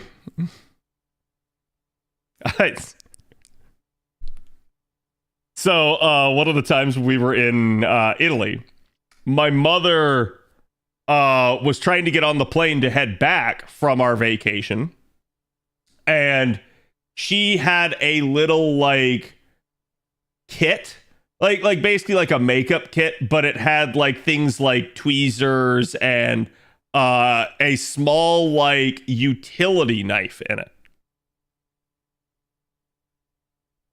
So going through security in the Italian airport, and the security guard pulls my mom over to the side, and he starts getting really angry with her, and he's like, stiletto, stiletto. And my mother is sitting there thinking like, why is he talking about my heels? Which stiletto is basically the Italian word for dagger. So he's basically yelling at her. He's like, where is your dagger? We see it in here. Show it to me. And she's like, why do you want my shoes the whole time? So, like, I get how, like, earnest mistakes like that happen, okay? But, like, the level of, oh, man, yeah, they're just not, like they wouldn't search me. That's not a thing, right? Like, no, of course they would. Of course they would search you. And if you ever have something you don't want security to find, you best check that shit. Because your luck will be that they will randomly select you.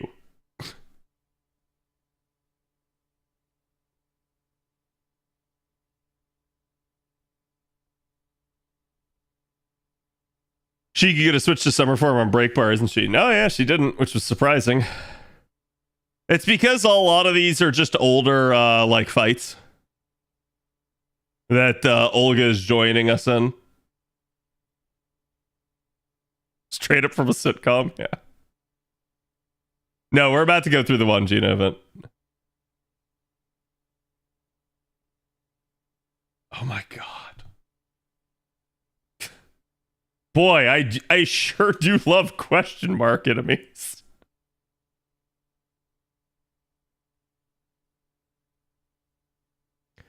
Wait, can I even take a support?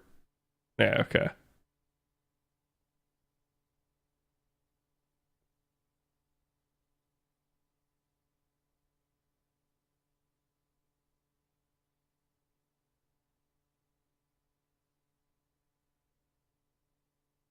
It's probably the safer play right there.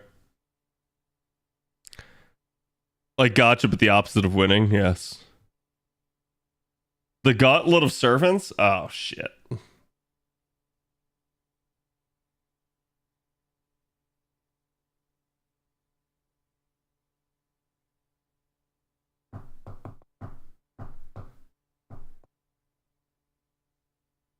$14 of them? Oh my god.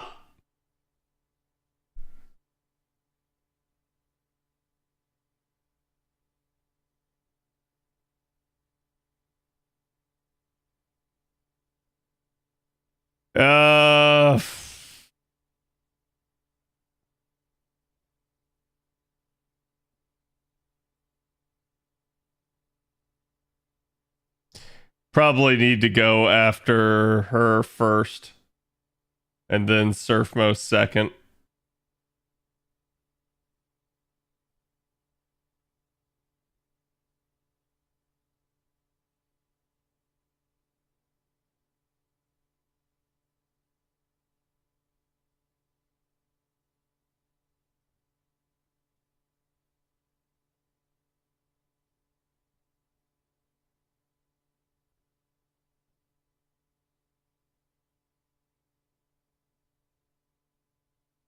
Yeah, we'll just go with the triple arch chain.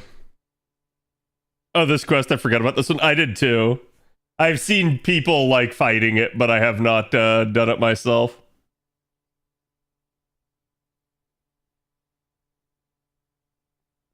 Hey, what's up, Drink? How you doing?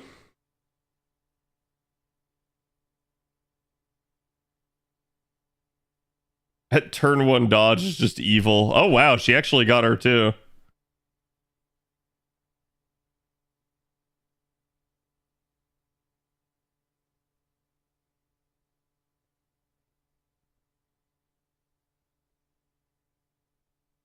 Honestly, Canis is not a problem here, really.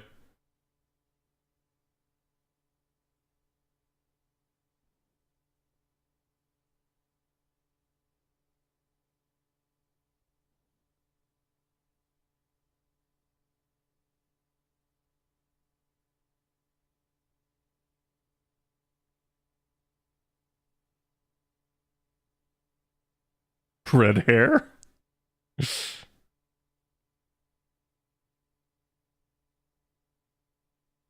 Yeah, well, we managed to kill both AoEs again.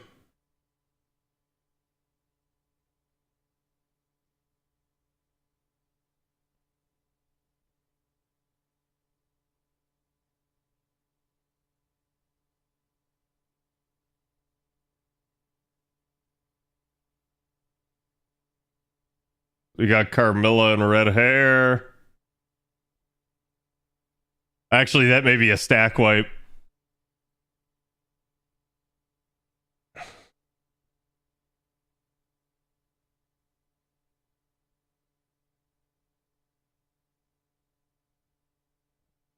It's funny that I'm basically just using crits and single target MPs and I'm still just carving right through them.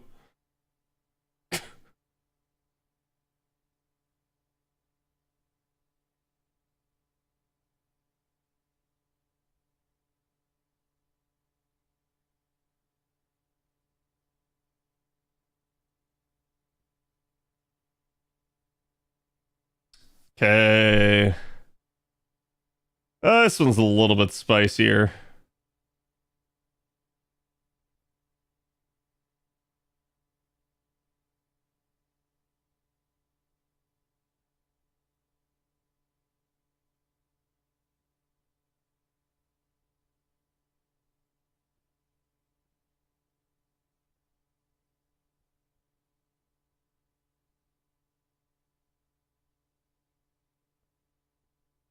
I think we're going to stagger like that. Because I want that Castoria Arts card. It's basically just free charge.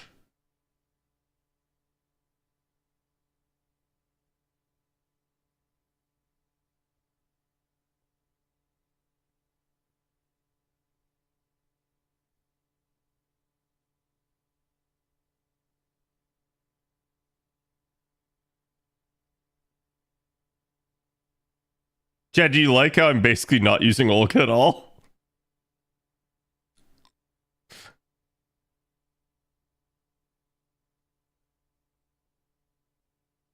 Hmm.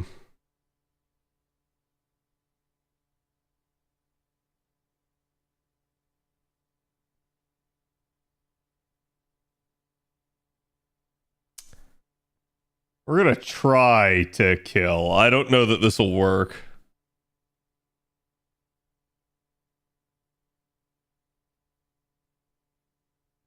But basically, because I'm NPing with her this turn, I should be protected. Alright, so it's still easily enough. I guess I did the damage to you on her. Alright, just 3 enemies left.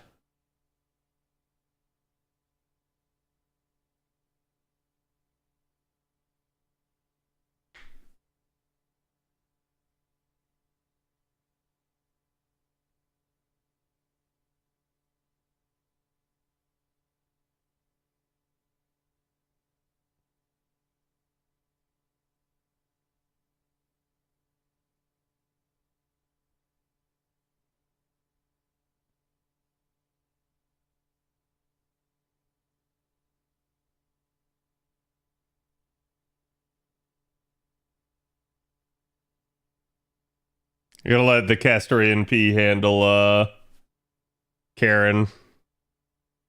Because I really don't want Karen hanging around.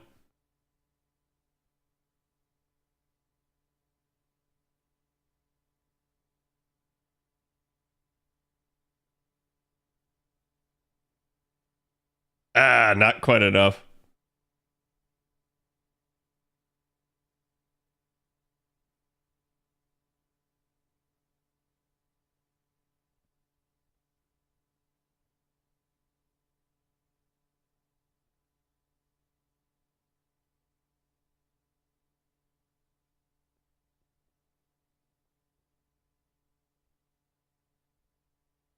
Wow, that was way too much damage there.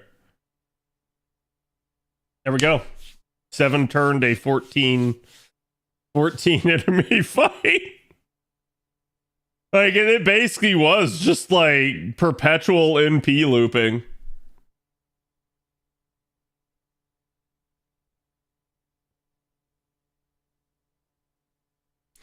I mean, this is really good showing the synergy between Summer Castoria and Summer Tiamat. Yeah, there's definitely a lot there. And that's why I said, like, I think a lot of people too got caught up on like Summer Tiamat's like ability to help quick, but unfortunately, and this is why I said, like, if they were going to actually fix the quick situation, they needed to do something that was exclusive to quick, because now what you have is you have yet another powerful tool for arts, which is just like, okay.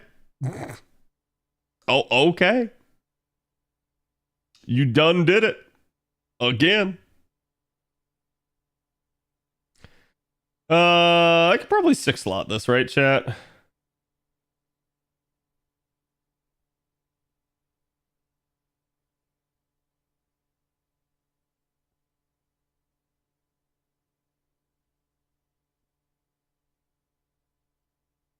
This background's trippy. It is. It's actually one of the cooler ones. I like it. I wish they would do stuff like that more often, honestly.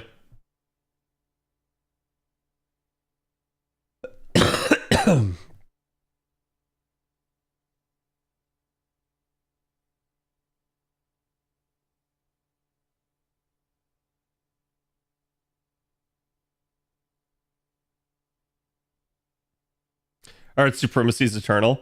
It's really funny because I know people that actually think that, like, they basically actually think that, like, arts is the worst card type. And I'm like, while I can understand some of the logic behind it, the end conclusion is what I disagree with. There's definitely issues that arts can maybe have with overall, like, performance, but the fact that arts can just keep doing it is one of the most powerful things in the game. Like, it just allows you to keep going. Arts will always be like the safe play. Were you able to find out if class score contributes to crit cap? No, I was not.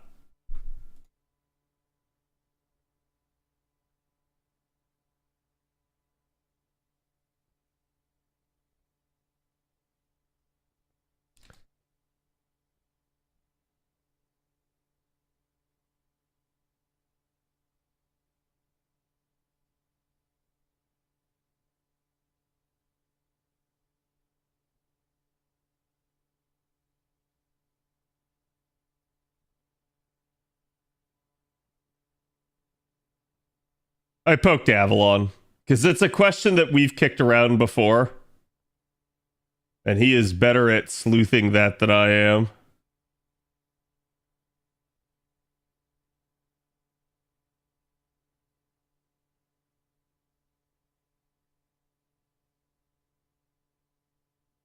She almost killed that herself.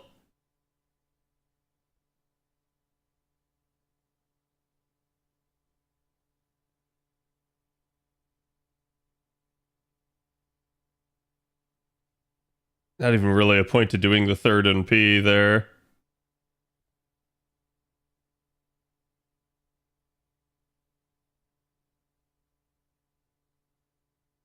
I actually do really like Tiamat's third ascension. Oh no! I got weight roomed. That's probably where it's better to use a different mystic code, but oh well. Damn, she crits pretty hard. Oh yeah. Like, that's the entire concept behind this comp. It's very similar to a double Doman comp in that, like, having the two there able to, like, fire off their NPs simultaneously in turn one means you just get a double dose, basically. And that is so powerful. Like, you end up, again, at like 400% crit damage just between the two Tiamats, which the game's actual crit cap is 500%. So you are 4/5 of the way to the actual cap. I just saw this Tiamat has, I think it's 8-10-10. Yep. And no append. So I am just going to struggle bust this one. And spend a turn.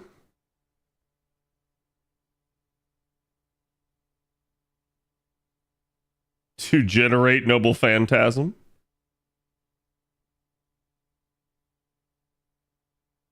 Hello. Thank you for the follow.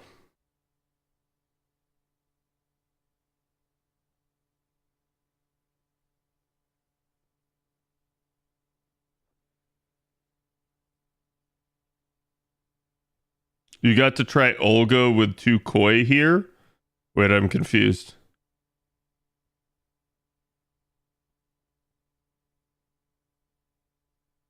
Like Olga with 2 koi and Skyas? Is that what you're trying to say?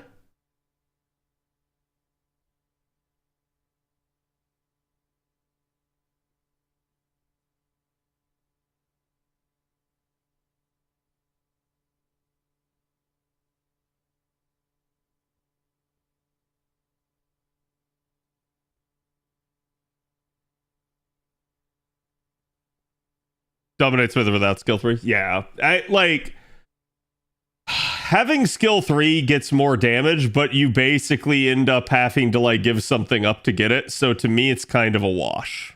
And that's why like with or without skill 3 is not a big issue.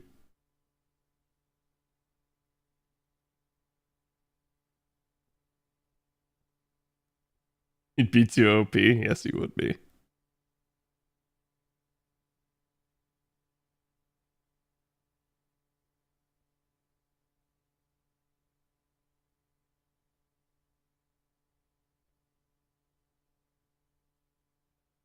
Okay.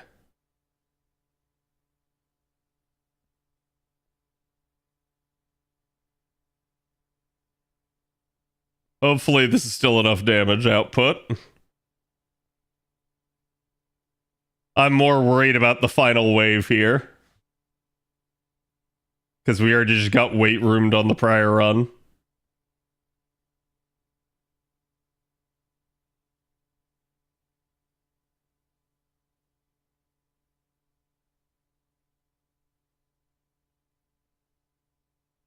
This isn't gonna kill.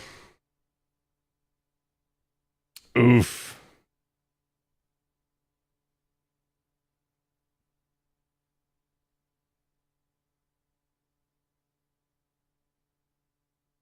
I'm actually just gonna take that. Yeah, this is where you really do need Stuff Lord chat. If you have it up and you don't have the Tiamat finished, please take them back down. Don't put them up. It's like, it's not helping anybody because unfortunately the nature of this comp, and people are going to want to run it, the nature of this comp is that if you don't have it maxed out, it will struggle. So that just is kind of one of the things that you're going to have an issue with, is that like basically people have to actually tend to the unit.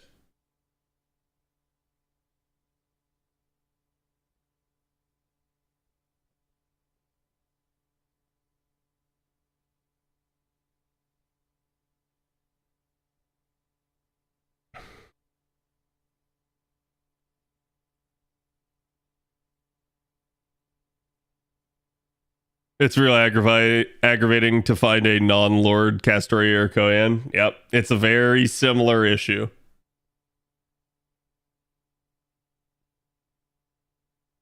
Actually, I should probably Probably turn on those teapots on this.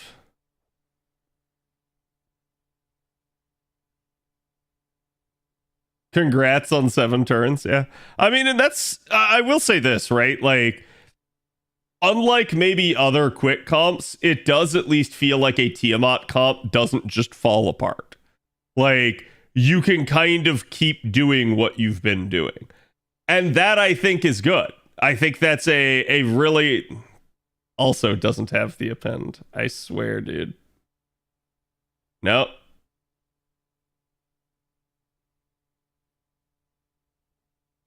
Nope.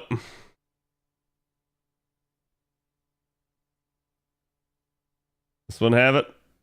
There we go. That one has the append. Yeah, I don't think I'll run the Tiamat comp too much longer if there's going to be a ton of people that have unfinished Tiamats up. That's just going to make it a non-starter.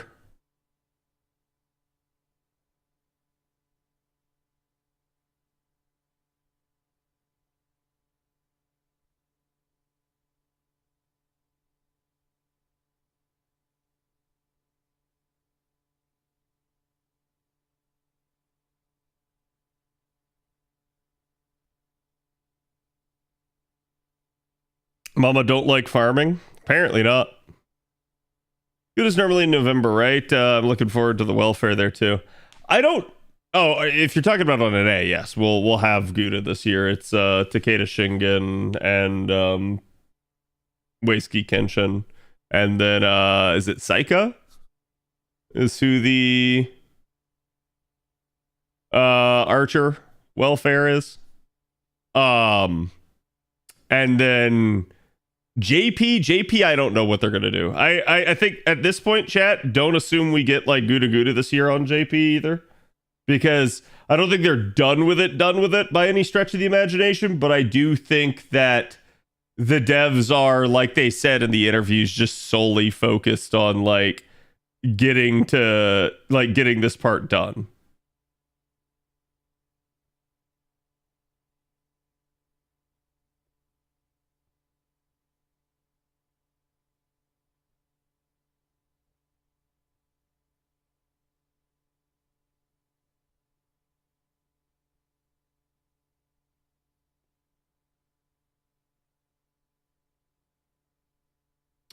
See, not having the mighty chain makes this comp inherently a little worse. Hold on, chat. Headset's dying. Would a level 100 NP5 Summer Tiamat help? Yeah, I mean, it potentially would.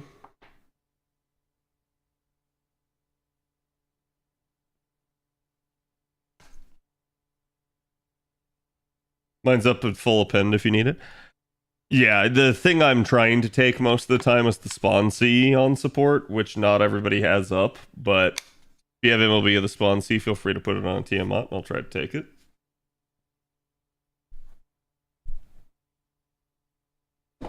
Ugh.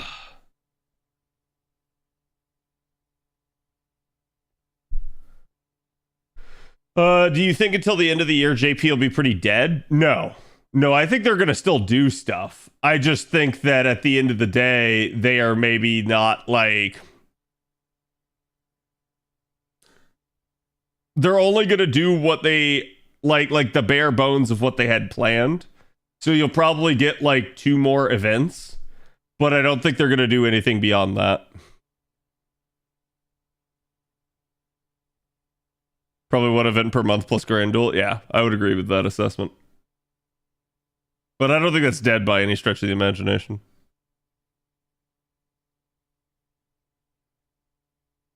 I feel like JP only gets 1 welfare this year, Pepe Hands. What welfare would you like? I'm not going to say that there isn't some that they could give you that we don't have, but I think like there's nothing that's really pressing need, right? It's hard to get Summer Tiamat support. Yeah. Is there an announcement for JP in September already? Yeah, we literally have the upcoming event.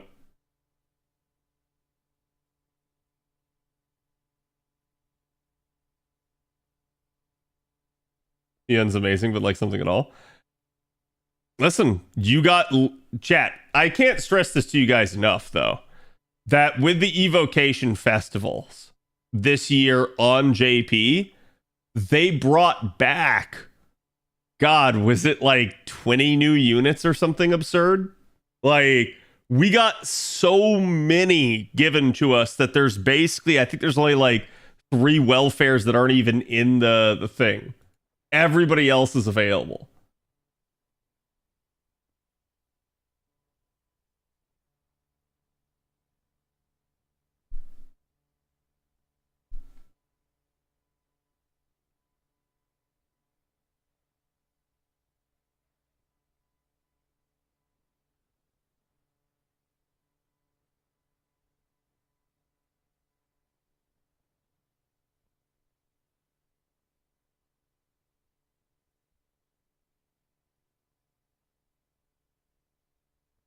Hold on, chat.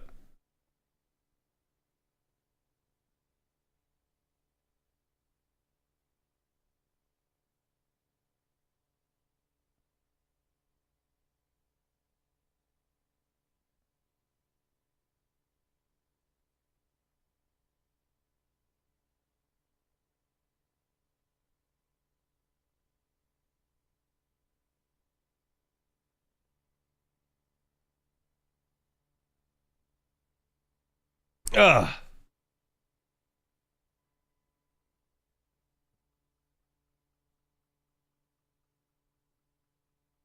Let's talk the event.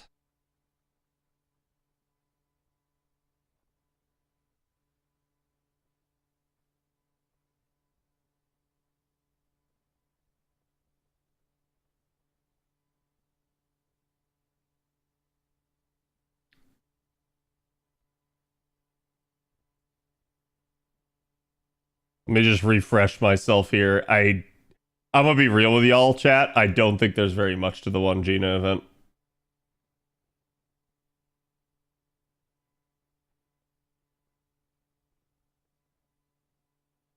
Yeah, actually, I'll literally just mention this as we do it.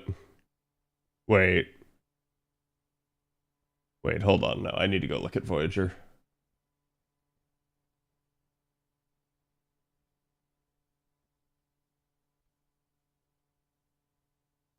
Okay, yeah. See, sometimes you get stuff like this where it's like, oh, this is an upgrade, and it makes you think that like this line wasn't even here, but it was, because it's like, yeah, no, I could have sworn he always charged living human.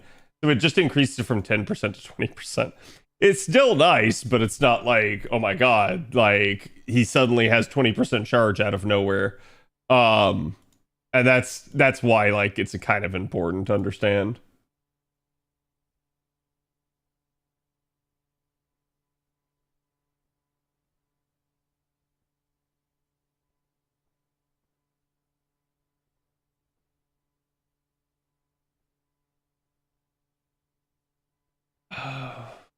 I don't remember what that outfit is. Oh. Oh no. Okay, I remember what that outfit is.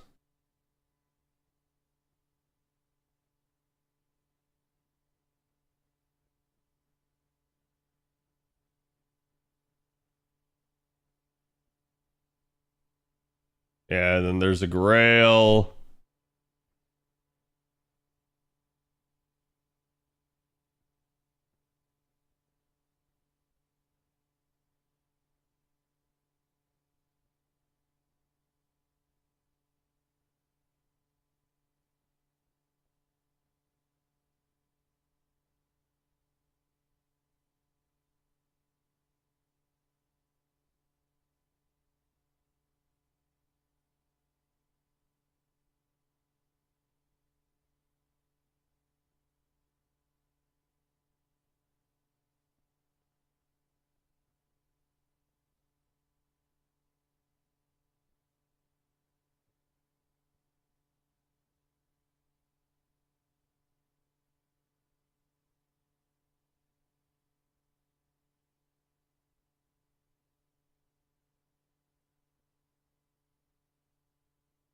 That's got to be the 90 plus plus.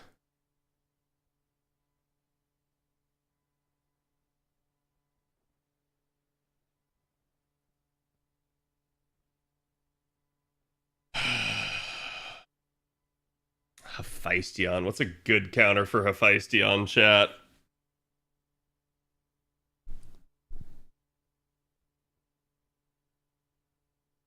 Wandjina.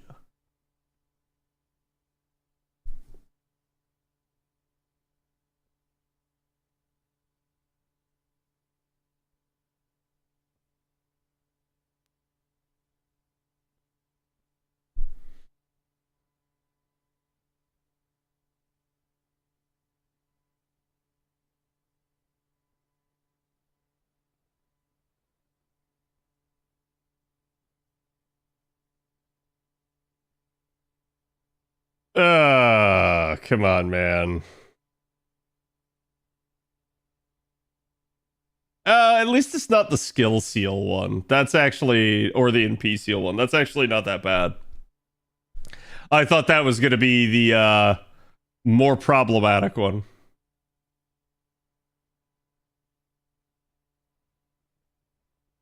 And then we have Sanzang with ghosts. Yep. Ghosts and Sphinx.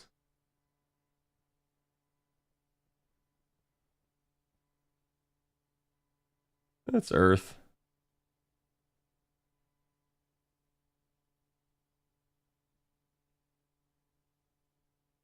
And then our CQ. Creamhild, Voyager, Tai Sui, Yagyu, Altera, and Utsumi Eris.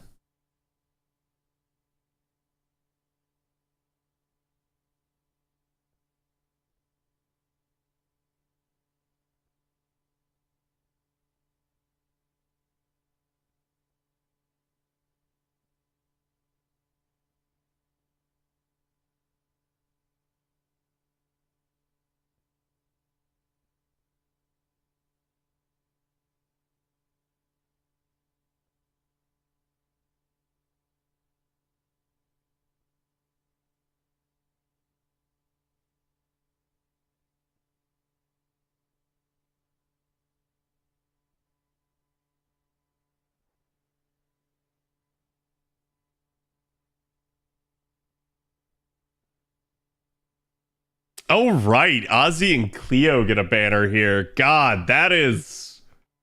I did not remember that. Okay, let's talk about the event chat. I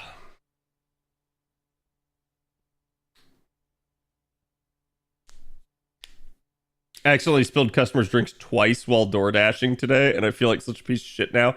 Is that what happens to my drink? Is that it? Because I legitimately always just thought that, like, the evil fucker door dashing was stealing my drink. I never, like, thought that, like, oh, maybe they spilt it. That makes so much more sense now. A lot of the time they do steal it. God damn it. Okay. But no, I never thought about, like, the possibility of spilling the drink.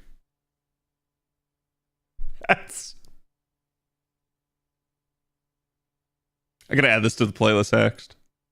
It's a good song. Okay.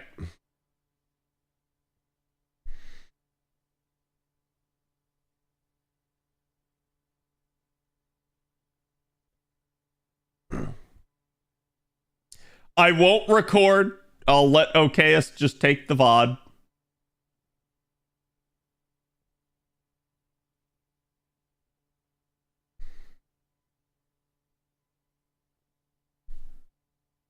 Or yes, it does spill everywhere without a holder. Yeah. So when you say you forget, like, do you mean like you had to go prepare the drink yourself because the restaurant didn't have it ready for you?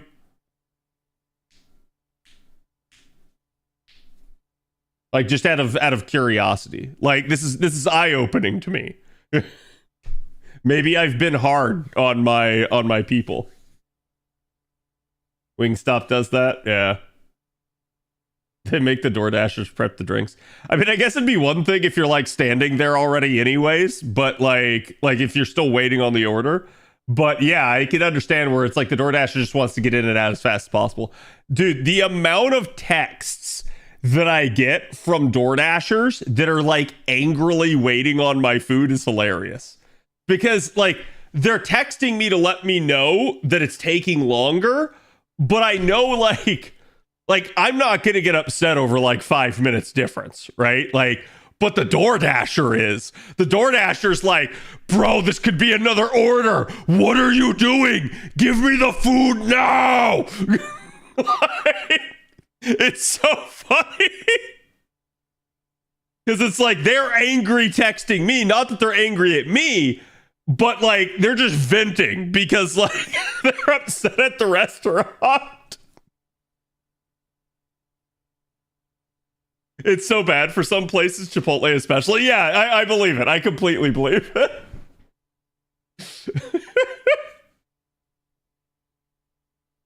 And waiting kills their income. Yeah. How I've seen a lot of people do it too, and I don't know if this is like actually viable long term, but they basically just side hustle DoorDash, where like they'll be like, oh, I'm going into town. Okay, time to leave town. And then on their way out, they'll pick up a DoorDash order and they'll just deliver it to somebody.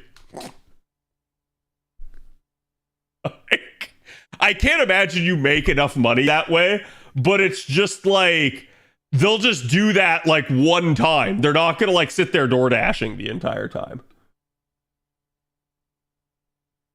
But hey, I guess if it pays for your gas, like maybe that's worth. Maybe I should do that. Okay, chat. Baby. All right. So today, chat, we're going to be talking to you guys about the Wandjina World Tour event. This event should be coming to us pretty quickly here on NA as it's slated for early September. Now, we do still have a couple of other things like the Evocation Festival, and basically we have managed to get through most of that. However, I do suspect that the devs are going to be shifting things around. There's another Evocation Festival that'll probably happen after that. And sometime during the event, we will likely have the 3000 days anniversary. I will have a separate video talking all about that so that you guys can stay informed and get prepared. But there's a couple of things you'll really want to know of that are coming up in that, including a 4-star selector ticket and, again, the return of a Castoria banner. Now, with regards to the Wandjina World Tour event, when this event came out on JP, this was a pretty straightforward event. There was not a whole lot of fanfare to it, though there was a whole lot more mystique because of the way that Wandjina appeared at the end of the summer event. And so a lot of people were like, oh, wow, who is this? And there was a lot of like fanfare about it that to a degree NA probably just won't have because we already kind of have that clairvoyance and we know. So when it comes to the event itself, there's really not a whole lot to it. There's going to be a new SSR that is Wandjina. She is a single target quick foreigner. I do have a video that I put out on her years ago. It's still largely true, so feel free to check it out. But overall, she is at least a pretty straightforward unit. There's not too much to her. If you feel like you need a single target foreigner, feel free to go after her. But if you already have somebody that's pretty good, she's also not somebody that you have to roll. We are going to be having the main quest come out just about every single day for the first week, and that will also gate some of the free quests for you. Sorry, still getting over the cold a little bit here. And there will be login bonuses, campaigns, and stuff like that that you guys will be getting during this event. We're also going to have event bonus servants, and Wandjina is going to be the only unit that has a 100% damage bonus in the event. And that's going to be significant for a couple of reasons, and we'll talk about that here in a minute. But the thing you guys need to understand is that there will be a couple of other options here for who can at least be a 50% damage bonus unit. Otherwise, though, there's no bonus in the event other than bond for these units, so you're not going to be like sitting here getting more drops and stuff like that by taking the right unit. Interestingly enough, this event actually does have a very good craft essence that you guys should pay attention to, and it's called the Method to Walk on the Stars.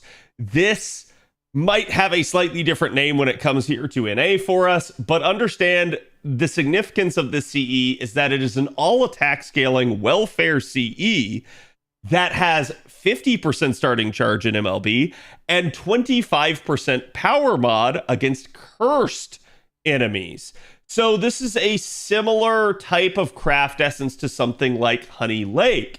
It is not as powerful as Honey Lake, probably because the devs kind of realized that this would be maybe a little bit too strong to make a version of Honey Lake for everything. But it is at least trading the invincibility pierced nature of Honey Lake for starting charge. And so that has its advantages. And I think that's maybe why they toned down the power modifier on the actual curse damage. So again, it is a really, really nice one. Definitely make sure you guys grab this at MLB. It will be useful for any of the units that you rely on that use curse. So again, it's definitely going to be a nice one coming out of this event. On top of that, we will also have a strengthening for Voyager. Now, Voyager is not necessarily the game's strongest unit by any stretch of the imagination, but this is going to finally strengthen his Noble Phantasm. And what it's basically going to do is this is going to give him not only the standard NP damage increase of an interlude, but it's also going to basically give his charge to living humans an upgrade, and now instead of it just being 10%, it'll now be 20%. So that will actually help him out at least a little bit there in terms of his utility, because while he himself does not have the trait, you will at least be able to maybe help out other potential allies, including units like, say, Waver, that maybe have the trait. So again, it's just a nice upgrade all around for Voyager. It helps him stand a little bit more toe-to-toe with Jack Desmoulins and other competition. So again, I do like the buff for him. Now, talking about the event shop, you are just going to have your normal standard 3 currencies. We're just going to be farming the nodes to get those currencies. That is just the general flow of the event. There's no special gimmick, no extra little like side thing that you have to do. And basically the shop is going to be pretty straightforward. You are going to have at least 4 copies of the CE given to you here in the shop. Sorry, 5 copies of the CE given to you in the shop. And so that'll be how you guys will get MLB of it. I recommend grabbing that right away off the bat at MLB, because again, this is going to be your damage bonus CE for the event. And it will matter, at least in the terms of farming some of the end nodes, because some of you guys may not have the firepower otherwise. But besides that, it's pretty standard affair. Again, you definitely want to prioritize things like the Ascension materials or other rare mats like crystallized lures and gold foes. But ultimately, what's in the shop really just boils down to getting everything you can and basically trying to get out as sort of like peak efficiency as you can.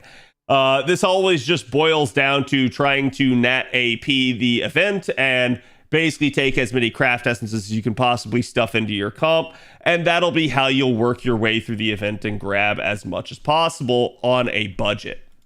The main quest, certainly going to have some interesting challenge aspects to this. This is a Fiyuki required event, but it does have event story spoilers related to Tunguska.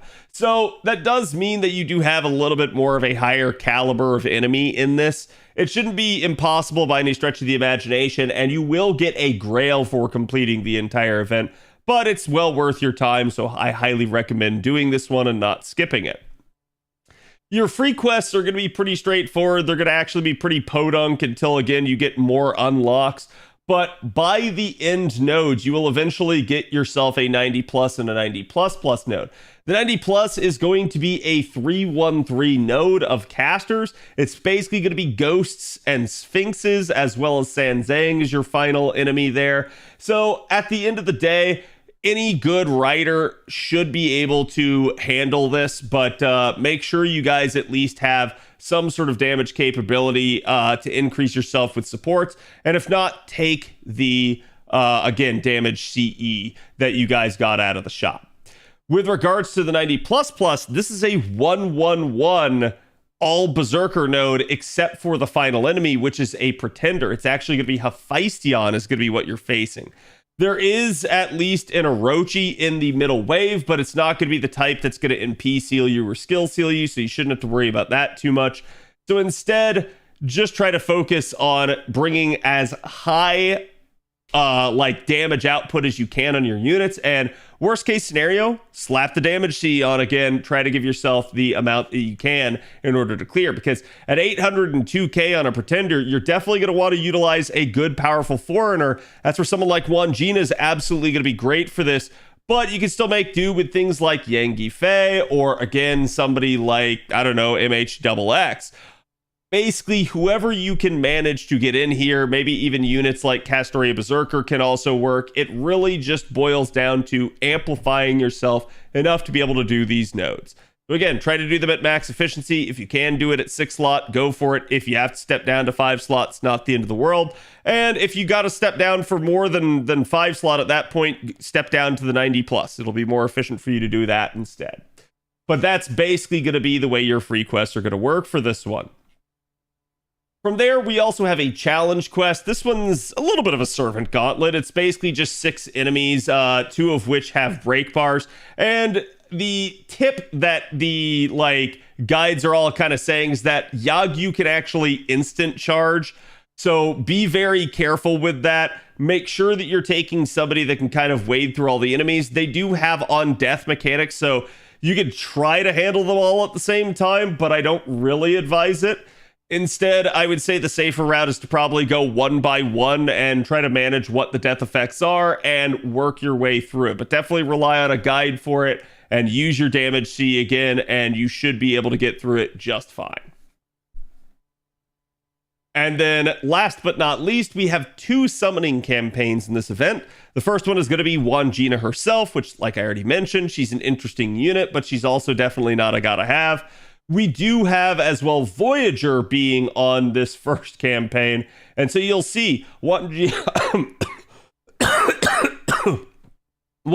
actually getting paired with Kriemhild here, and Voyager getting paired with Yagyu. To me, this is a great banner for those of you guys that maybe were trying to isolate Kriemhild and get her away from Charlie from last year. So again, depending on how you want to go about it, this could be a potential time for you guys to roll again, especially if you really like Kriemhild or Wandjina.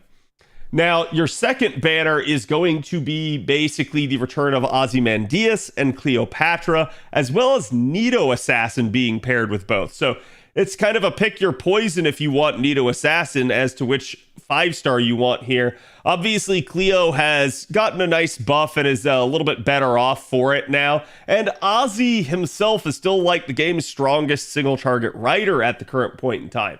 So you really can't go wrong with someone like him. So again, the choice is up to you as to whether or not you want to roll. Don't forget, though, we will be having the Guda Guda event as well as the Ptolemy event coming up. So you're going to be looking at Weiseki Kenshin, Takeda Shingen, and Ptolemy all being up soon, as well as potentially the gauntlets next year for things like Seal, Space Ereshkigal, and maybe even other units before that. So make sure you have a roll plan, look to the future, try to determine who it is here that you want and whether or not you want to roll in these banners. They could definitely be worth your while if it's somebody that you're after, but for a lot of people, they'll probably be skipping these banners in favor of things still to come. So again, let me know, will you guys actually be rolling on these banners? I'll be curious to hear.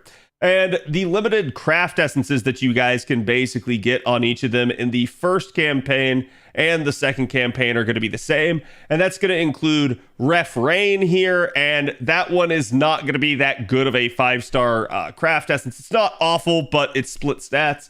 Same thing, your 4-star one here is all HP with damage cut and NP damage up. To me, not the best pairing either. And then there is a second 5-star CE, sorry, a 3-star CE here.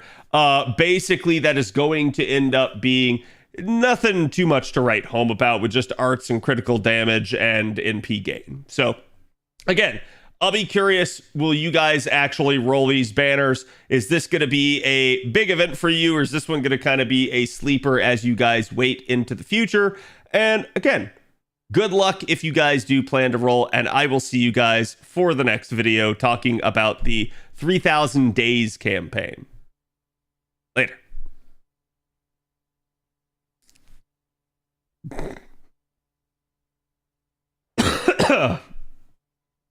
Not gonna lie, the event's quite Resident Sleeper. It really is.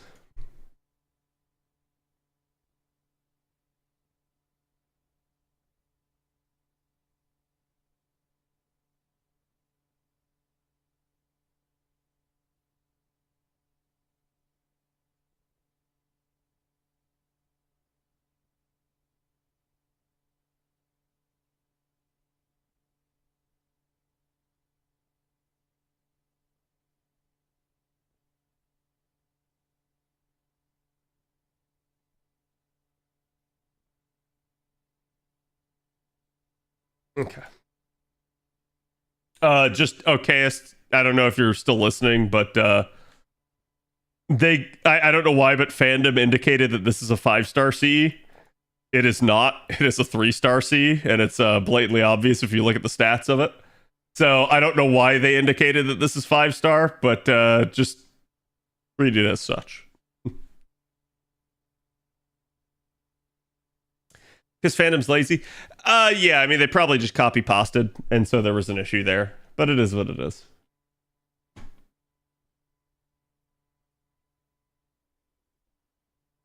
Thanks for the gotcha blessing. Yes.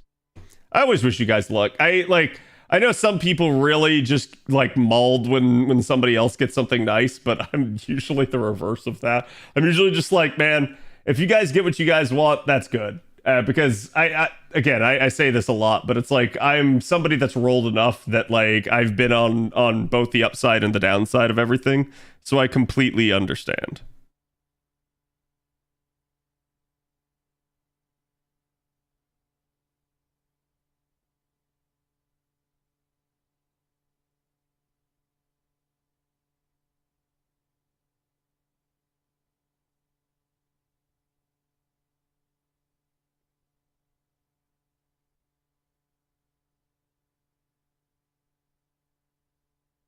Just 1 second, chat.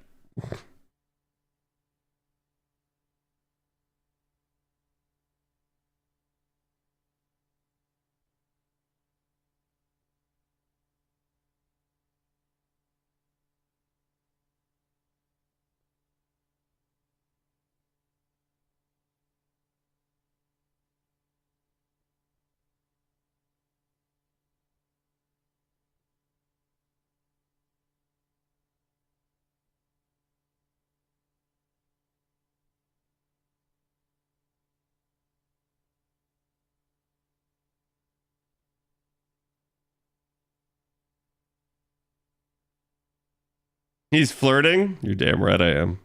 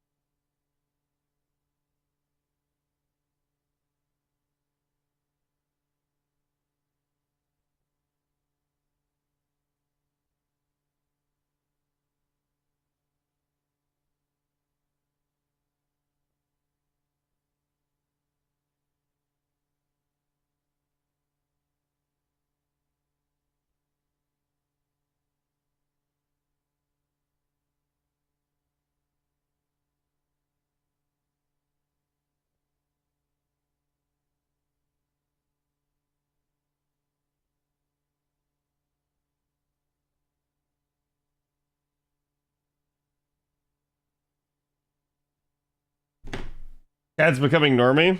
No, Cad just has to respond to women chat. There's this thing about like if you don't pay attention to a woman, she won't pay attention to you. I know it's a novel concept for chat, but like it's usually a good idea.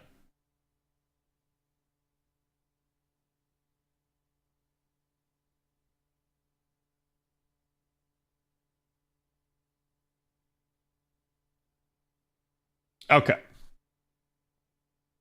It's worse being married. Yep. Sometimes you gotta respond. In all seriousness, I was just confirming something, so like that's why. All right, chat. It is time. Time to continue our path through America. The missus is requesting his attention. Actually, she really wasn't. It was just something where, like, I'm trying to make sure that, like, the date is properly set up and everything. And there was some discussion over where to go. So, like, she basically said, she's like, oh, I'm fine with, like, this option and this option. So I'm just like, all right, then we're doing this one. I just made the decision. And the whole reason I did it is basically just because it's a little bit easier on me, since I had already set up things for one of the two options. But it sounds like she has to plan stuff a lot on her end. So I was just like, oh, well, yeah. I mean, like, if you need me to make a decision, I'm absolutely capable of that. There's no problem with that. I have no issue being assertive when I need to.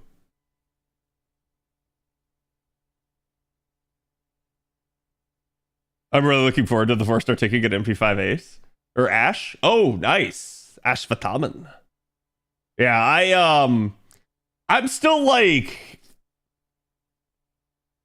I really don't want to have to use the 4-star ticket on Double X, but I think I'm going to at this point, because I have had Double X in my party at like all times, and she is still not gonna get to the requisite amount that I need her to. So I think I've just like decided this is gonna be kind of what we do.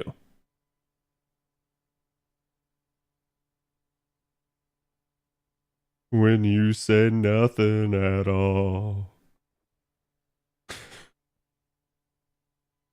Which one of you song requested this? Was it Kimba? Oh, it wasn't. It was me.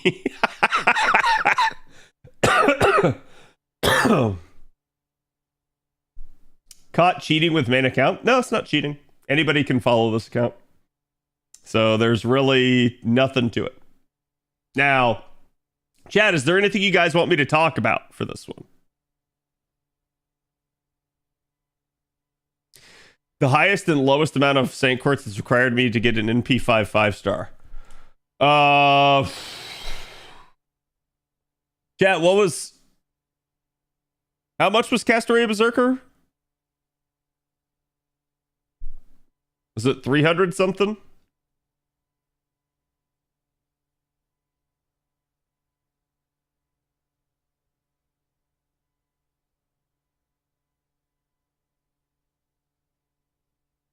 $311. Yeah, but NP5, right? So I think it was 311 is the cheapest. And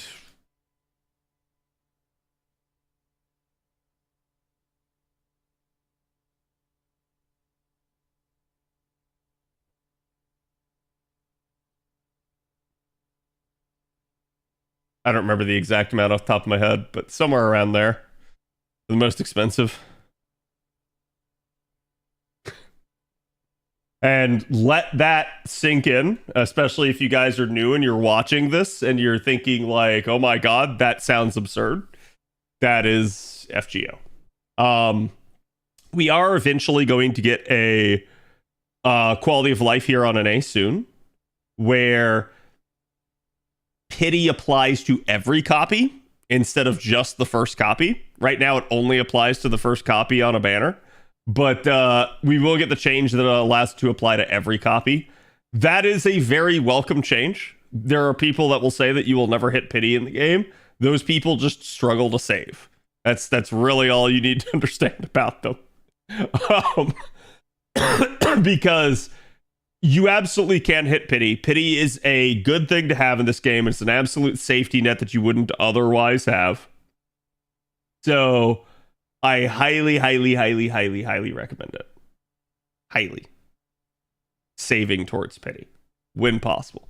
That is what this account is currently doing. It is currently saving towards... oh, I have the wrong Mystic code. Otherwise, I could have returned. Basically, this account is currently saving towards Castoria. So it's actually trying to get up to pity for it. And if we get Castoria, this account will be pretty made. And all I will need at that point is a good, like, solid AoE carry. Somebody like an Ibuki, like you keep seeing me take here. And with that, then this account pretty much will be able to farm its way through just about every single piece of content. Oh, I didn't have enough. It's going to make this a little hairier. Let's stagger the cards. I'm going to use a ticket for Barcast, I think. Yeah, it was perfectly fine. It would be good to have the quality of life this Annie. I would have preferred it as well, but it is what it is. What's upcoming banner that's worth pulling? Castoria, if you don't have her. Honestly, with NA, realistically speaking, Nagao Kagatora is Weisuki Kenshin is the 5-star version of her, who is coming up here, is a really interesting pick. She's a single target arts ruler. She's 50% charge. She basically buff strips before damage goes out, so she will remove all of an enemy's buffs. And that's really nice.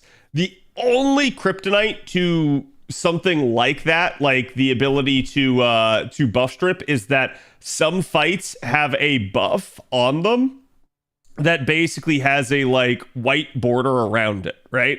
So imagine this Lartoria here was instead a buff, like it's like the crit buff, right? And well, sorry, God, that did not look like it at all. This is what I get for drawing with a mouse, right? So it's like it's a crit buff, and then imagine this gold border is instead a white border now. Okay. If you see that on the buffs underneath an enemy, that means that that buff cannot be removed. There's nothing you can do to stop that buff. It's a fight gimmick. So basically, and I say that there have actually been times where you could do something to it, but usually they were bugs. But the idea behind it is that like you want to make sure that you actually like take something appropriate to counter the fight. And if there is something like, say, an unremovable invincibility or something like that, and you go in there with Nagao Kagatora and try to buff strip it, you won't be able to buff strip it. So you would have been better off instead taking somebody that had like invuln and pierce. And that's where like it's important to know what works and what doesn't work. And I say this stuff and you probably are thinking like, oh, but that's rare. That's not going to happen, right? No, that'll definitely happen to you at some point in your career. It happens to all of us. So it is what it is. But with regards to this sort of thing and like upcoming banners, I think also coming up at New Year's in particular, you're going to have another crack at a very good AoE saber, basically with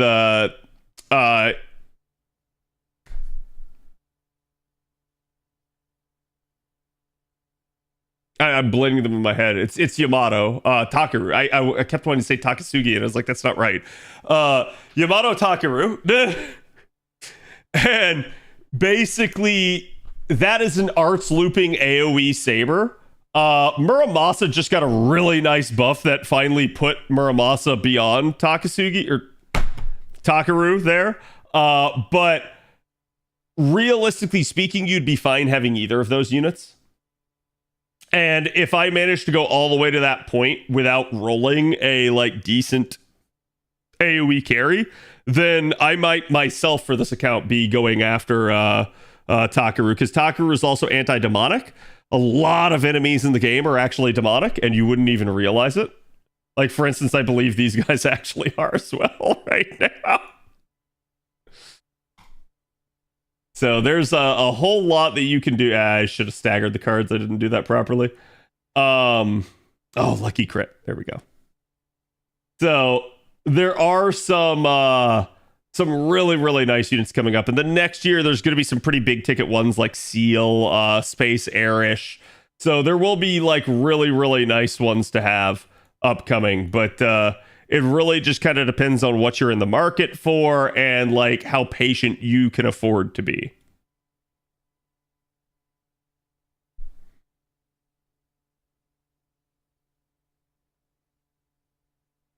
I roll because I see something I want. Yeah, there's definitely no issue with that, right? I think the way I usually teach you guys to build is I teach you guys to get like some key staples for your account. I teach you guys to try to get like some of the meta supports. And once you have that, then you kind of get like a good single target nuker and a good AoE carry. And once you have that, you can roll for whoever you want and your account is still just made. Like, basically getting that initial setup helps out so much with other additional stuff. Whereas like I've seen people like they'll just play the game and they will not be a little bit strategic in the beginning and they'll just roll for whatever they want. And then they end up like complaining that they can't like farm efficiently and that the game sucks and that like they don't understand how anyone plays this crap and stuff like that. And then you sit there and you go like, well, of course you don't understand how anyone can play this crap. You've been playing the game for 2 years and you're still 7 turning. And then you're like, of course. Usually your big goals, you're trying to get the game set up to where it becomes really easy on yourself. And then from there, it becomes way more of a like enjoyment. And you focus more on acquiring things that you want rather than having to acquire things that you need. Do you think Merlin is worth rolling for? Yes. Yes. But like what's the context here? Do you just really want Merlin, or is Merlin like the missing piece?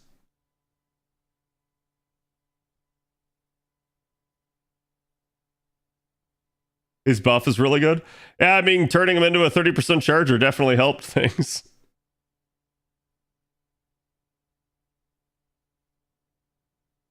Let's see, chat. This is where it feels like cheating.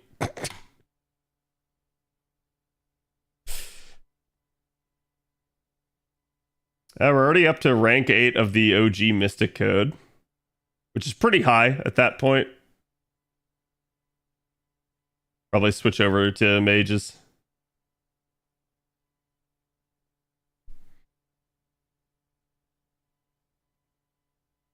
I think Merlin isn't worth pulling if you already have Koyan Light and Oberon. No, I disagree. I think if you have Koyan Light and Oberon, you should definitely want Merlin. Because if you end up in a challenge environment and your Oberon can't get the job done, Merlin's your go-to. So it's like you've already made your account Buster synergistic. You may as well go all the way. Right? Like that's the idea of how I look at it. I first start out by telling people like try to synergize in that regard. So like you'll see again, I picked up Waver and then one of my very quick like additional pickups was like Proto Merlin so that I had somebody that was a sustained challenge support. And then from there, I have kind of gotten like Castoria Berserker, who is also arts. So these two go hand in hand. Waver works with them, and Oberon was just icing on the cake. Oberon was there so I could pick him up, and I got lucky. But I did tell you guys, like, if push came to shove, I was going to roll Castoria Berserker over rolling Oberon. And the reason why was I knew Castoria Berserker would be better short term for the account. So that's kind of where I had to look and I had to strategize who I wanted, but I went with what was synergistic for what I had, right? Now, from there, what's the next option I'm going after? I'm going after Castoria. Why? Because Castoria will complete that trifecta of like synergy. So getting OG Castoria will just really, really help this account take off. From there, then, it becomes way more about like, hey, who else do I maybe need to appropriately support someone? So like, could I pick up a Koyan Skya eventually? Yeah, that'd be nice. Could I pick up a Scotty eventually? Yeah, that'd be nice. But they're also not as high a priority as like, say, getting like an AoE Berserker. An AoE Berserker would be much, much better for this account than picking up one of the other supports at that point. Just because it's a quality of life thing. Now, I know the strength of my own Artoria here, so I know it's going to kill. So we're just going to go ahead and we're going to send this. But like, that same synergy alignment that I just talked about, someone else might not have, right? Like, so If you're instead like very quick centric, or you're instead very buster centric, you're gonna like skew your rolls a little bit more towards that direction, I would think. There's something to be said about like, I don't really care what your synergy is if you can get the main piece of one of the other systems, it's probably a good idea. So like, let's say you were buster synergistic and then Castoria shows up. Castoria is that good. So like, I don't really care who you are. If you don't have Castoria and Castoria shows up, you should probably roll Castoria. That is probably your best play, no matter the account. Similarly, if you had like a whole bunch of arts teams and arts units, and then Koyanskaya shows up, it might be a good idea to consider rolling on Koyanskaya. Because if you could pick her up, then you could take another Koyanskaya on support, and now you have the double Koyanskaya system. So, like, getting the, like, key unit helps, but the key units are not always available. So you just sometimes have to wait until there is an opportunity. Castoria goes into any setup? Yeah, she kind of does. That is the other broken part of her. What's your opinion on Tiamat Summer? Could she be the missing piece to an Immortal Quick Comp? She can definitely work in an Immortal Quick Comp. Is she the missing piece? I don't think she solves like all of Quick's issues. Particularly, she is not going to be decent from a like sustain standpoint. And let me be clear here. This does not mean that she cannot go like deeper into fights. She can. Why do I say that she's not going to fulfill the sustain requirement? Because part of sustain is healing.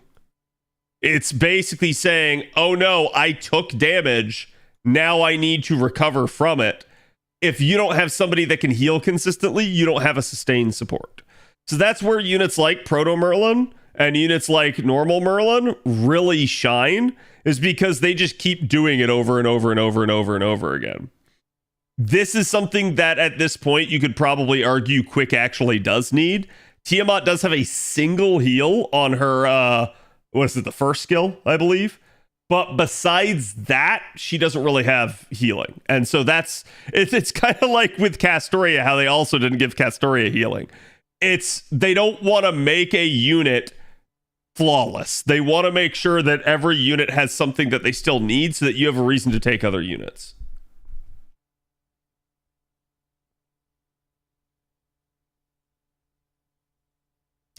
Would you recommend going for a third support like Merlin, Lady Avalon, or a top dog DPS like Summer Erish or Seal? It probably depends on where you're at. Like, do you have other top damage dealers? If you do, as much as it hurts to hear this, you should roll for Merlin or Lady Avalon instead. If you have a Merlin or a Lady Avalon already, you're probably okay just with them for now. And you can deprioritize rolling the other one for a bit. So like, for instance, because I have Proto Merlin, I don't need Merlin as much. Would it be good if I got Merlin? Yes. Do I need him right this second? No. Why? Because both of them can fill in for each other if they had to. There's budget Merlin Hans. Yeah. My only issue, and I'm dead serious when I say this, my only issue with relying on Hans is that Hans is a 2-star. So unless you're going to sit there and like grail him to get him a lot more health, he is very flimsy. So the joke is always that Hans dies with a stiff breeze. So like, you need to be really, really, really, really, really careful. Let's actually take Tez in here. Well, this may not be the best option, but we'll go with it. We'll see what happens. Just to show off Tez a little bit. But yeah, just again, it's like, I would say at that point, and that's probably the far more likely outcome. Most people have a tendency, especially if they've been playing the game for like over a year, you usually have a good damage dealer of just about like every class. And I don't mean like, oh, you have the perfect rider, you have the perfect like lancer, you have the perfect caster. Like, no, I'm talking you have a decent option for them. And if not, you have a like catch-all class like a berserker or something that helps fill in. So usually after about a year of playing, people have that. And that's where, like, again, I'm going to say, it's far more likely that you lack one of the challenge supports than it is that you lack a good damage dealer. For most accounts, anyways.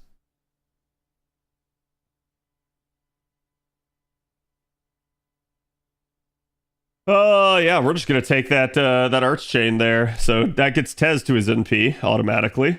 And Lady Avalon is very close now. So I just carded through that initial wave there just to make this a little bit easier on myself. I believe I need to press that.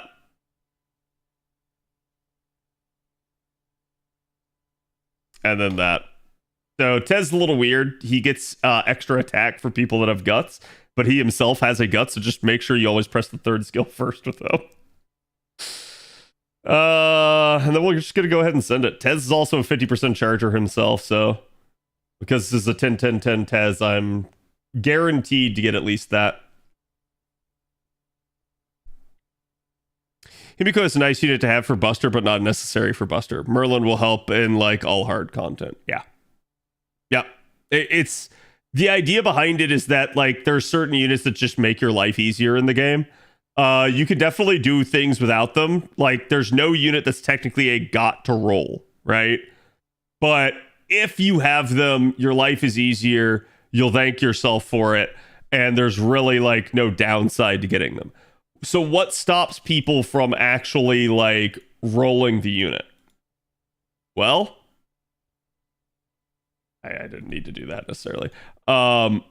Usually it's going to end up being something in the realm of they just really like another unit. And because of that, they have a hard choice to make. They have the choice that they know they should make, and then they have the choice that they want to make. And people have a tendency to go with the one that they want to make. So between a unit that you should roll for the gameplay value of your account versus that unit that you really find attractive, people will almost always go with the unit that they really find attractive. I'm here to tell you there's no problem with that. Feel free to do that. Just understand that when you make a choice like that, it's kind of a selfish choice. And that in doing that, you might be in the short term harming yourself. It doesn't mean that you can't still play the game. It doesn't mean that you can't still do stuff. But in theory, the idea of this game should be that you should try to make it as easy on yourself as fast as possible. Make yourself as efficient as possible early on to make the later time easier, right? So if you can make yourself efficient in like the first 3 months of playing the game versus the first year of playing the game, the person that did it in 3 months has 9 more months to work on whatever the heck else they want and just chillax. Versus the person that like maybe put off some of those decisions and went with the units they wanted, maybe they get enjoyment out of having those units, but they make the actual act of like playing the game harder on themselves for the next 9 months. So it is what it is. There's nothing that I can really say. There's no like right way to play the game. There's just, I guess like the mentality that I have is usually that like the best way I can advise you is from a gameplay sense. So if I can tell you guys, hey, get this unit, it's going to make your life easier, and you get that unit and it makes your life easier, I've done my job. And at that point, I can say, very well, okay, you have made your time playing the game a lot better.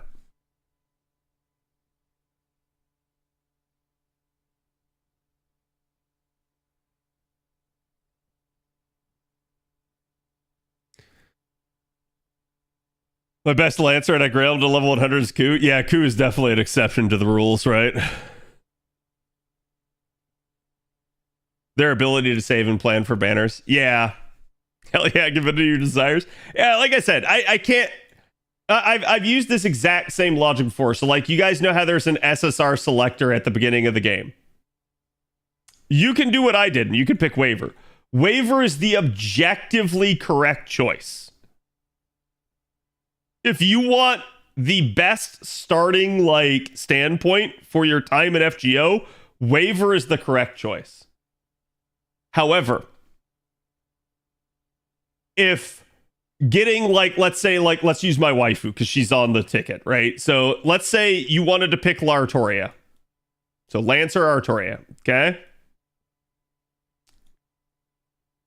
If not having that unit would piss you off, make you hate the game, and make you quit the game faster, then you should pick that unit.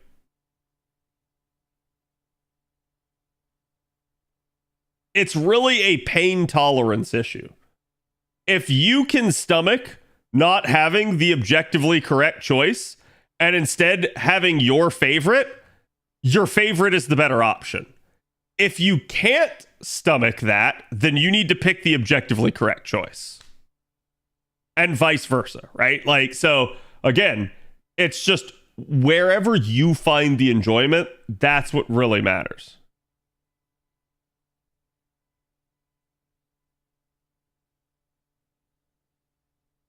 Kat, how long has it been since you last thought of the Roman Empire?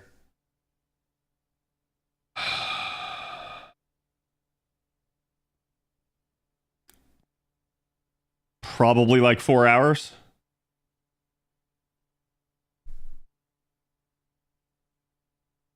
And why can I say that with certainty? Because anytime I talk about anything legal and law related, I'm talking about Roman Empire concepts.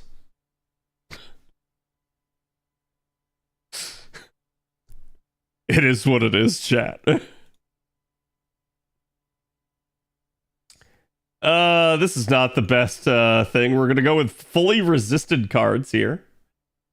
We're going to hope that we have enough with a full Brave Chain to finish off the Wyvern, and we do, just barely.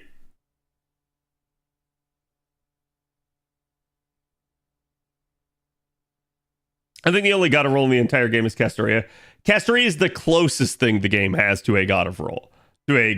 Like, do you actually have to roll? No. No, you don't. Like, you can completely play the entire game without Castoria. Do I advise you to do that? No. No, I don't. I think the average person, it's much better to just get Castoria. It will make your life easier. You will enjoy the game more by having her. But if you're a challenge enthusiast, don't get Castoria. And don't use Castoria on support. Because it's funny, because I see people complain sometimes. They're like, Castoria makes the game too easy. And I'm like, then don't use her. There's nobody putting a gun to your head requiring you to use her. Just don't use her.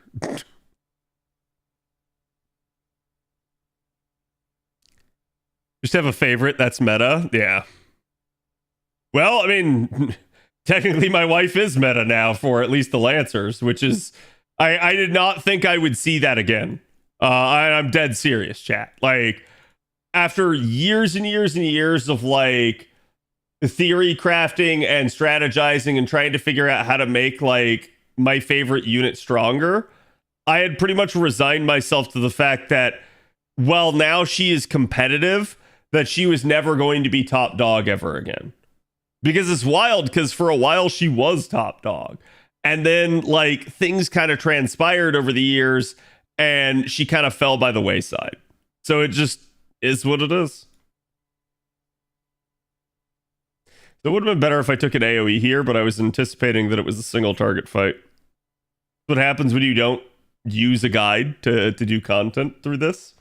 But you guys can see, even with a single target, this is one of the reasons why I usually tell you guys to go after single targets first. With single targets, you can do all content in the game.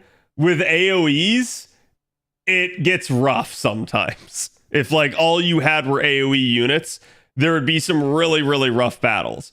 If all you had were single target units, there would be some really slow battles.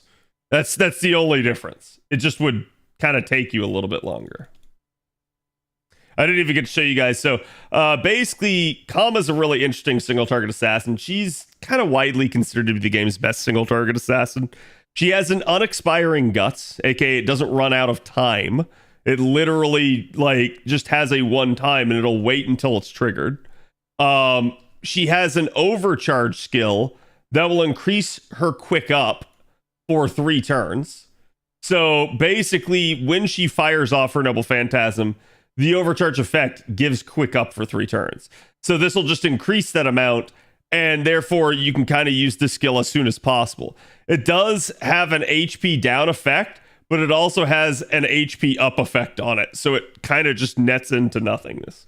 Doesn't really matter. And then the third skill is actually the most interesting one. This one actually gives her advantage against the alter ego class, both offensively and defensively, which is actually pretty rare because normally an alter ego would have semi-advantage against an assassin. So it kind of flips the tables if you're up against an alter ego. And for a while, she is the game's best alter ego killer.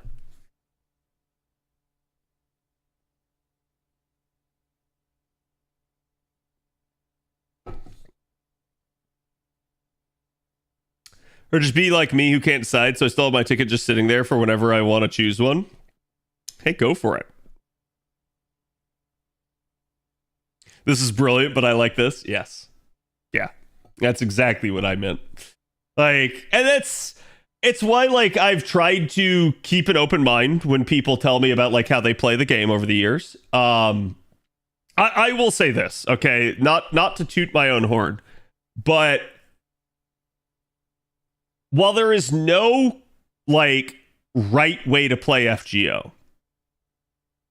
I have arguably the closest way to being right. Why do I say that? Because the way I have handled my account has been, like, repudiated by the devs multiple times throughout the years. What do I mean by that? I usually advise people to develop a very wide account. This is, again, going back to the concept of, like, playing the Civilization games and building either wide or tall. Rather than hyper investing in a select few units and leveling up nobody else, if you instead level everybody up and you just kind of work on everybody, your account will always pay dividends and it will always be able to respond to any threat the game throws at it. Always. This has been proven time and time again, and there are numerous instances in the game where they incentivize you to play this way. So, short term, you build tall. Short term, you focus on a select group of units to get your account going. Long term, you want to eventually get every unit that you have leveled up to max level. Long term, you want to eventually foe every single unit that you have. Long term, you want to get all of your unit skills up to at least a decent point. What that decent point is depends on the skill and on the unit. So, like, is it imperative to play this way? No, but it's what you should strive towards eventually. And that's where I say, like, if I feel like my way is correct, it's because it's so close to what the devs consider to be the ideal. What they incentivize and how they incentivize you guys to play is how I play. And it's also one of the reasons why I am still playing this game after, 8 years now.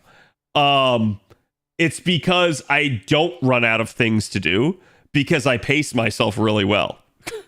And I usually have a select group of goals so that by the time I finish all of my goals, I usually can just start whatever the next one is that the devs throw at me. There's definitely some idea and concept behind, like, maybe, like, trying to catch up and trying to, like, get a whole lot of, like, grinding done in one fell swoop. Usually how people try to do that is during lottery events. Lottery events are the best bang for your buck time. The more you grind in them, the more you get out of them. But even in the case of something like a lottery event, there's usually diminishing returns after a point. And so a lot of people will just find that, like, they're going like, oh man, I really want to grind like X or Y amount. But then they realize, like, wait, this doesn't work too well for me. And part of the reason that sort of thing happens is just due to the fact that their account cannot handle the load. What do I mean by that? Well, maybe their mailbox gets full because they have stuffed way too many embers in there. Maybe they can't use embers because they have everybody leveled up as far as they can, and they're instead bottlenecked on ascension materials. Or maybe they just end up saying, oh, I'm so far beyond the pale on the essential materials that I could grind here that I don't actually get anything from this. And so therefore it's like maybe they only needed like 100 octuplet crystals, and now they have 300 octuplet crystals. So you have to sit there and go like, okay, well, obviously you're not getting a whole lot of value out of that. Basically every single octuplet crystal after the 100th one was redundant in effect. So there's that idea. I'm just using small increments so that chat understands, but like it's a good idea to always like pace yourself, because like even in the case of that person doing a whole lot in a lotto, there will always be another lotto for you to grind. And that's what I usually tell people is like, you don't have to get it all done in one. If you want to go hard in multiple lottos, feel free to. There's definitely some value there in doing stuff like that, but it's not something like you have to be in such a hurry to get everything done all at once. Because usually the more you try to do that, the more insane you'll drive yourself. And the more you'll hit that diminishing returns where you realize like, oh, I've managed to gather all these materials, but I can't actually use them. We're going to need a new system to start grinding by next year. Yeah, they actually talked about that in the interview, in the anniversary interview. So they will probably have one, because I think like even if like Nasu and Takeuchi are maybe like, I'm not going to say like on hiatus, but like they're like not as active at first after the end of part 2. I think the devs will still be active. I think they'll like just use it as time to like complete various other like upgrades and projects that they've been working on, because it'll finally take the load off of them. So I suspect that's what you'll see if something like that comes to pass.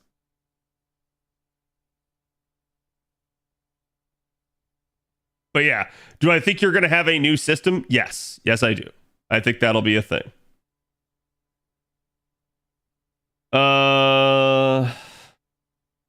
Nobody on the friends list has them. I was gonna show off another unit. Nobody here with the Summer Valks.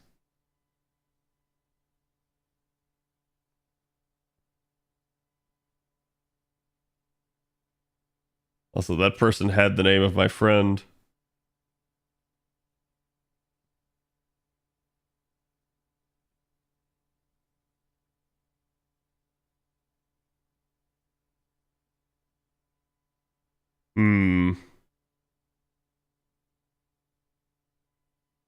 Yeah, I think we just go with the Taz again.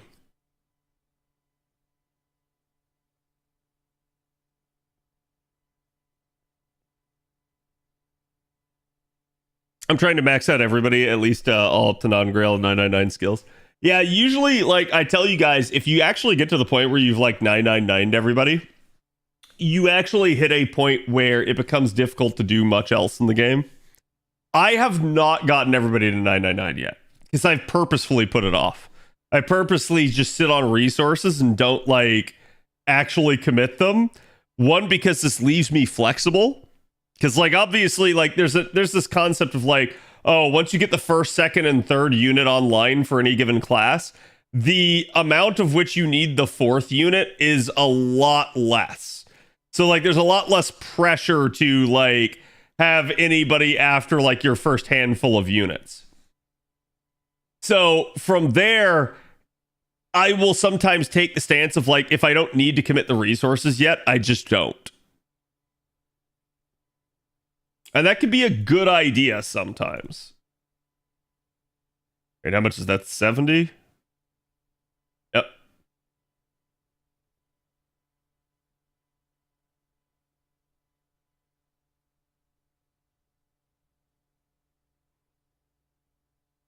So it's like sometimes you can kind of just fast track certain things and you can slow track certain things. And that can buy yourself time.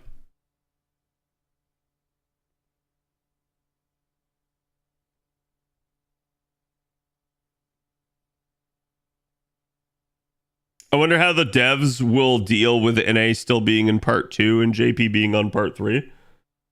I don't think there will be any need to adjust what NA is doing.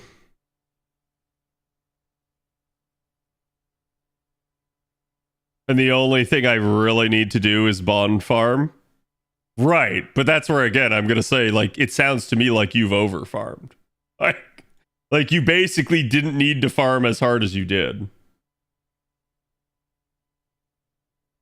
And that's usually what I try to stop myself from doing. I try to stop myself from getting to a point where I go like, man, I've done too much.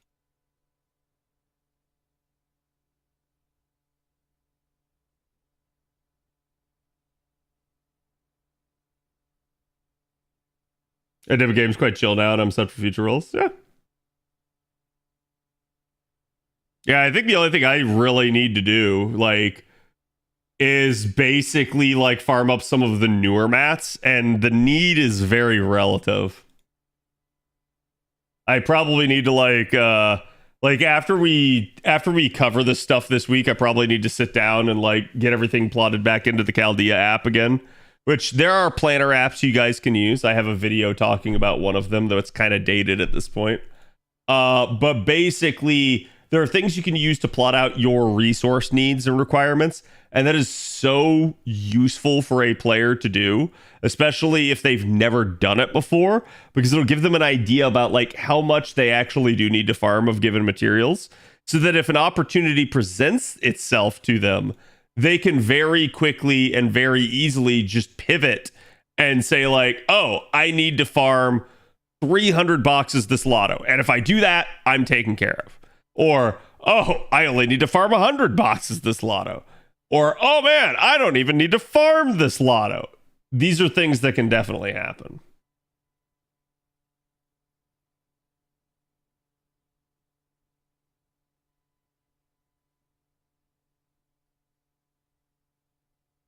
I still keep White Prism as an emergency resource just in case I lack Ascension mats. Yes, and that's usually a good idea. That's like kind of how we talked about like slow rolling stuff. That could be like sometimes you'll have like an emergency out like a Pure Prism, and it's good to sit on them. Like Pure Prisms are really good early on in an account, but once you have the ability to farm the resources yourself, it's not a good idea to keep using Pure Prisms because they're better saved for an emergency like we just mentioned.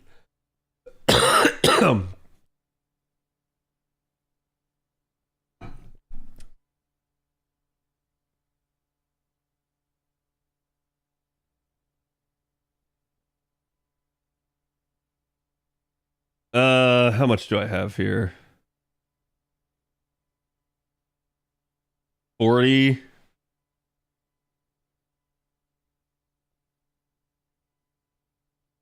Yeah, whatever. I'm still gonna commit it. Let's get Millennium Castle Battlefield up. Again, that's Arcuid's field effect. And there's another reason to do it besides just charging the rest of the party with her third skill. You also, like, when Millennium Castle Battlefield is on the field, and I don't mean, like, technically it changes the background here, but, like, when you go to a new wave, the background goes away, but you'll notice the effect stays. So while ever the effect is active, Arcuid basically gets additional, like, steroid power. So she gets stronger while it is active.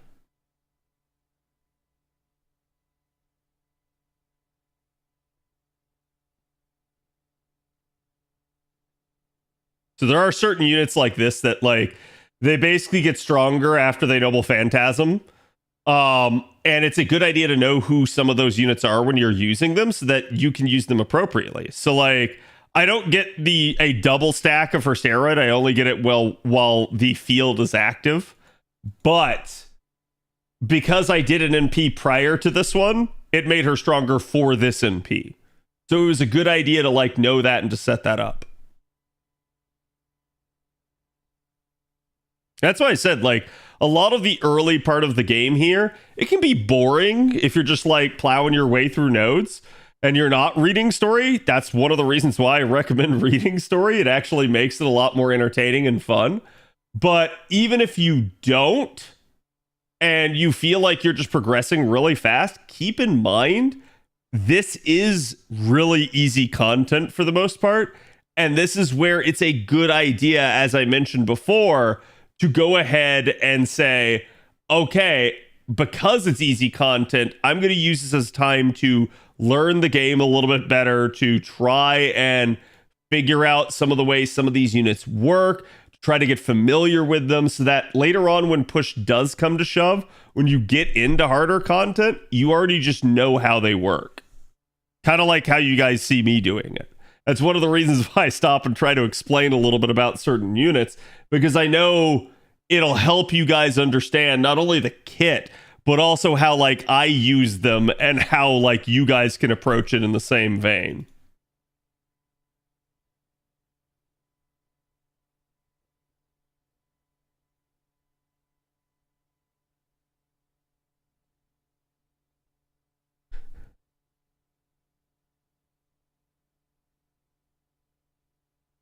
I have to get to D20 farming for everything. Yep. We get a bunch of those each Annie lately.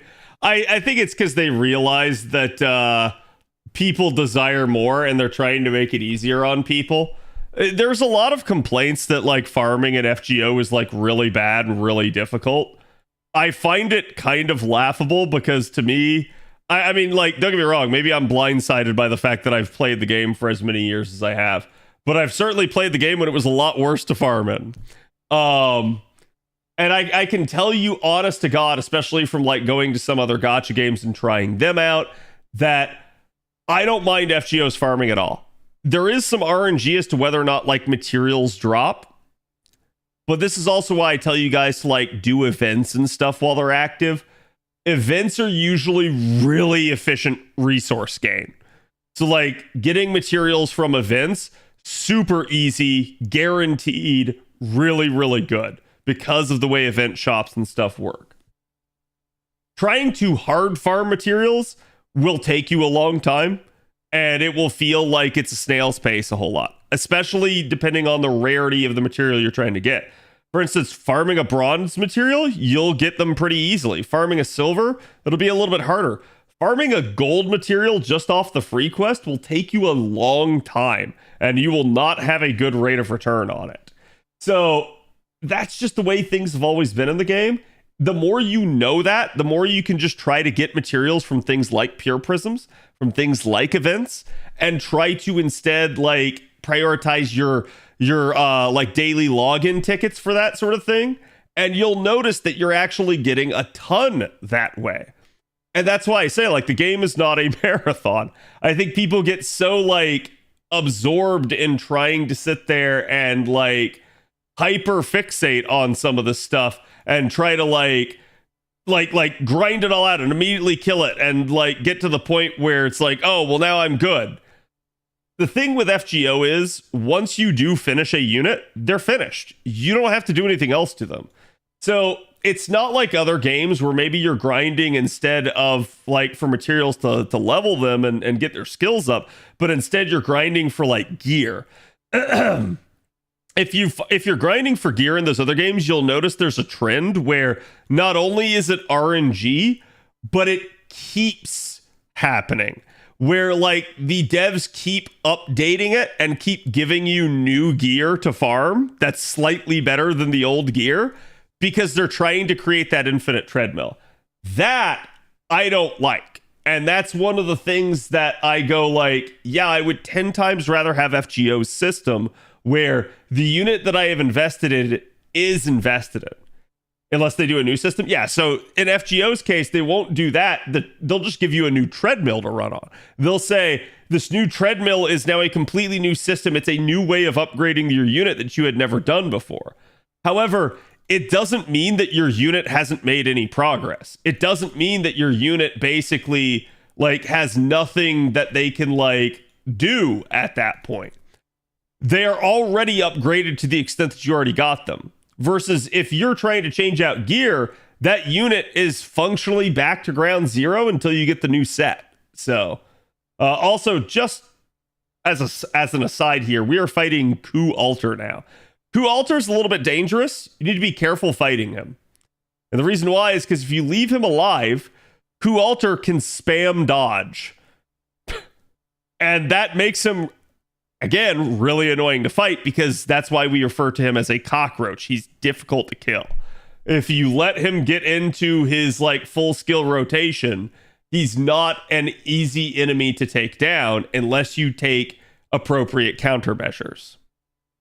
So farming and Hoyo games sell. Yeah, so it's like, I think it's definitely like in the eye of the beholder. It's definitely a preference type of thing. But I would much rather have like set progress, measured progress on a character, and occasionally there's just a new way to upgrade the character versus, oh, every couple of months a new gear set rolls out and you got to go farm out this new gear set. I would prefer my characters to be done rather than like me having to sit there constantly trying to figure out like how to handle them and like what's the new meta. Like, for instance, this is something that happens with like Monster Hunter very frequently, where a new gear set comes out and all of the meta end game sets have to be reworked across all of the weapon types. Why?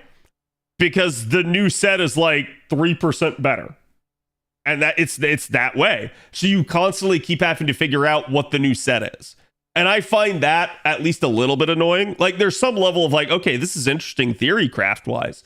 But there's also this annoying factor for, I think, your casual player of like, stop making me have to keep looking this up. I just want a set that works. And I think that's why a lot of people will, in some of these other games, they'll just settle for a set that works. They don't care too much about min-maxing.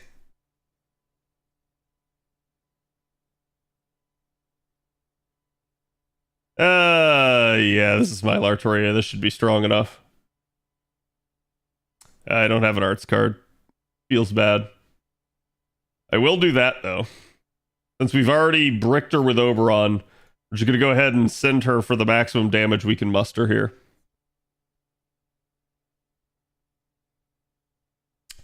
No, this version does not have Alter's buff removable on his NP. That was a later buff, and this is actually a good thing to bring up. If a unit gets a buff throughout the course of the game, that unit might be used in places like story. So for instance, Alter has had a buff to his Noble Phantasm that allows it to remove buffs. Any buff like that happened after the fact will not be applied to any content that came out before the buff. So you're good. Basically, you will never see a unit's upgraded form for the most part ever like come up against you. There have been one or two times that I've seen it over the years, but it's a pretty rare occurrence. Normally you just get the unupgraded version instead.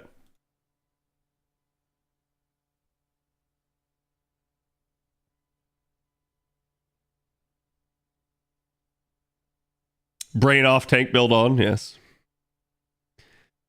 But yeah, so you don't have to worry about that whenever you're going through story, that it's like, oh my god, this is like the super jacked up version of the character now. Usually it's not. What you might have to worry about is that they have some sort of unique fight gimmick in like a challenge sense. And this is why I said, like, towards the latter half of America, sometimes this will get a little bit spicier. By this point, you want to at least make sure you have some people on your friends list. You want to at least make sure you're following good, like, whaley accounts that have really strong units. That will really help you out in terms of, like, powering your way through content.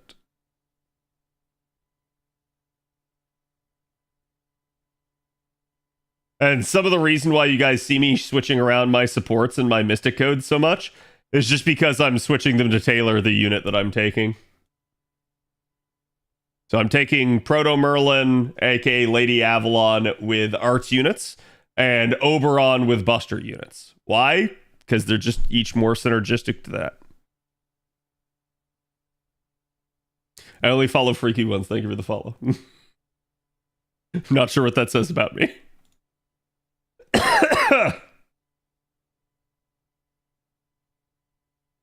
Okay. And you'll notice also at this point, I'm paying a lot less attention to like how many enemies are in a wave. It's just because I'm kind of like settled in. We're just kind of grinding here. Definitely get in the habit of looking, like when you first get into the node, how many waves are in the battle, how many enemies are in the wave, and let that guide your choices. Usually though, and kind of the reason I've settled in is because we're at the point now where most fights are going to be 3 out of 3 battles. There will be exceptions though, and you should watch out for them because, well, you don't want to end up at a point where you get caught with your pants down, basically.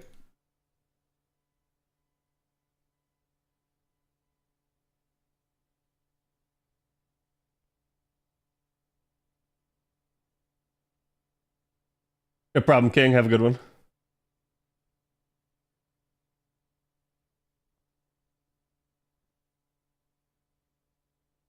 If he had support, we can get more Black Lagoon anime stuff. So, like, does he mean support from fans, or does he mean support from like animators and stuff like that?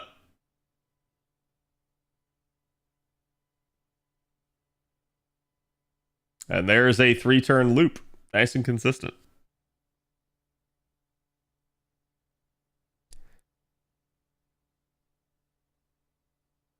How am I dealing with FGO's mat drops compared to other games having RNG equipped stats? Yeah, I think that's also like, I didn't even talk about the RNG nature of equipment drops, but like it just is what it is. Like I said, some people prefer the other system, some people prefer FGO's system.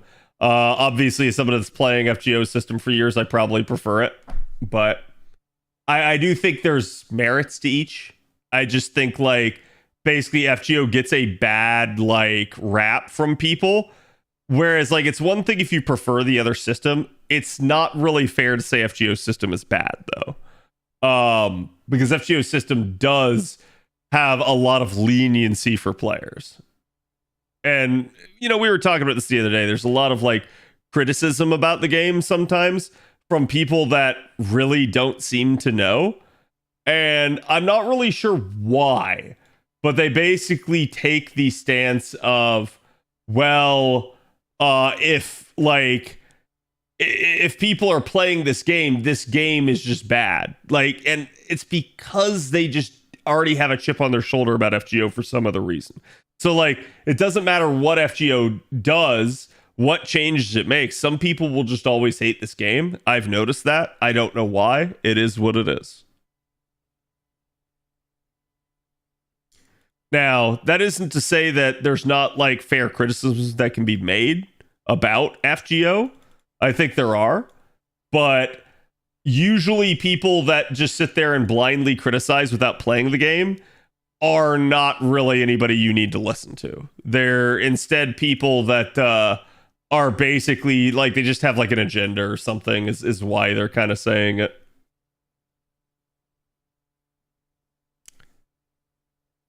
I see that you have a lot of art about Lartoria. Can I find them in your X account? Yeah. If you follow me on Twitter, usually I retweet all the like prior art of the days on stream with the sauce. So,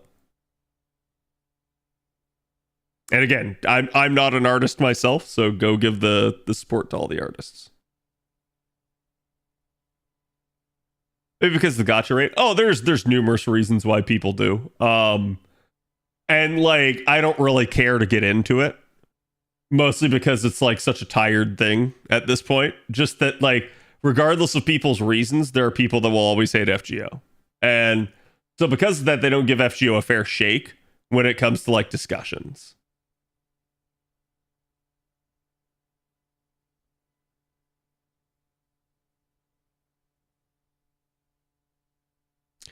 Atari art is good, Civ. Yep. We've actually had a nice rash of it here lately. It kind of ebbs and flows. It goes in like peaks and valleys. But quite literally, it's like I've noticed like artists are way more like transient now with the game. And so like they will draw it when it's popping off and when it's like in vogue, but then like they won't when it's not. But what's funny is like there's always still the community of people that like Fate stuff. So it's like I've noticed this before where it's like artists will draw Fate stuff and then they'll get like popular and then they'll go try to draw something else and then the next thing that they draw is not as popular. And then they're sitting there and they're wondering why. And I'm like, well, it's because you were getting the support of all like the Fate people that liked that. It's the same thing if you go draw like a Hoyoverse art piece, you're going to get all the support of the like Genshin Impact and Honkai Star Rail fans. So it's like, it shouldn't come as a surprise, but I see like artists that'll complain about it from time to time. And I'm never really sure why they do.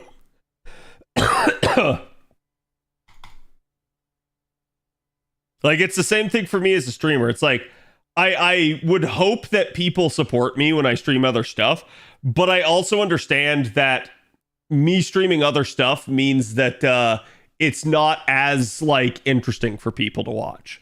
And so not as many people will tune in. Like, I'm fully aware of that sort of thing.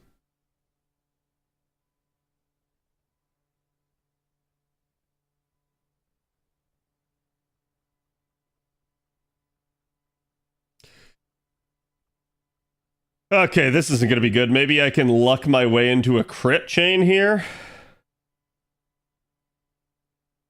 We'll have a 100% Ibuki crit there. Yeah, we should be fine. Oh, except that she killed. That's actually not what I was hoping for.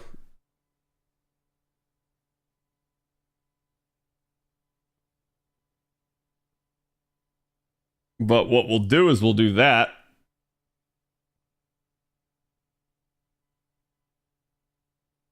And we'll do the crit chain here for Ibuki. And dear God, just the Buster card alone. Sometimes, especially with these early singularities, it's easy to just card your way through them. Whereas, like, later on, we're going to start encountering a mechanic called break bars. That will make it a little bit more difficult to just card your way through things. It's basically adding a whole nother, like, life pool on top of things. And unfortunately, you can't break the break bar. You have to, like, hit it and then wait for the turn to end. Hell, even Buster looping isn't out of the question.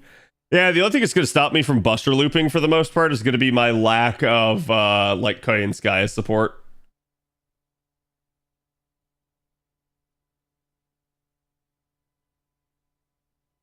Actually, let's use an archer here. I have the sneaking suspicion this is a single archer. Or a single saber. It might not be, but... worst case scenario, you guys are going to get a really nice demonstration of Squirtoria. So this is Squirtoria, as we like to call her, aka our Summer Artoria Archer. The reason we call her Squirtoria or Squirtle is basically that she has a squirt gun. And here you go. So...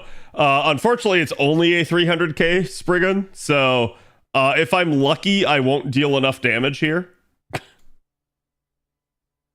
In fact, I can try to play it that way on purpose, but Squirtoria is the game's best looper, and you might not think that just from seeing like her actual performance here, but trust me, single targets usually don't full refund. And so this is something where it's like, it's a very common sight with Squirtoria. And one of the other reasons why she is considered to be so strong is because basically, now mine is a very strong one. It's a 120 in P5. But it's basically because she also can drain with her Noble Phantasm.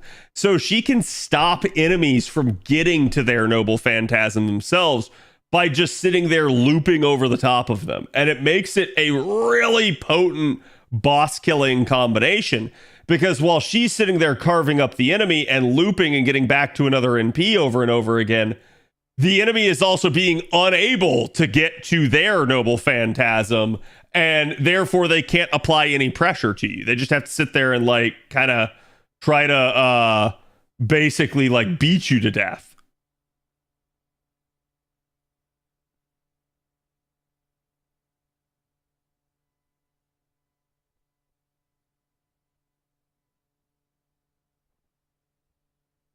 I struggle with Spriggans in early game. Yeah, Spriggans are very known for their ability to crit you to death. They will punch you, they will beat you, they will kick you, and they will crit you the whole time. The most terrifying thing you'll ever see is an assassin Spriggan.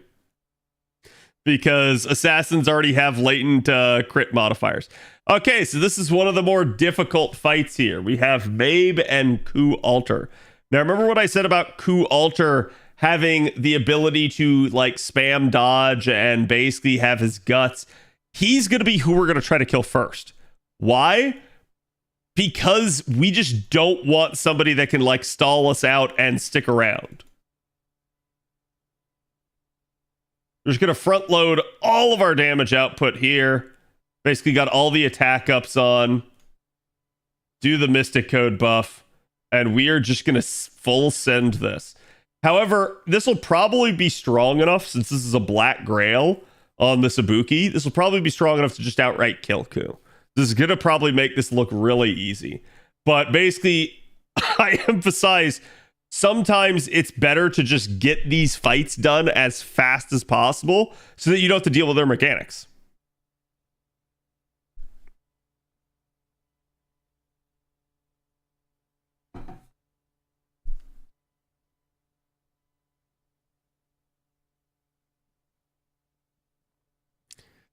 Will Berserker Third of Pin deactivate Spriggan crits? If they are the correct class, yes. If not, no. Wait, Larturi is Buster, right? Yes.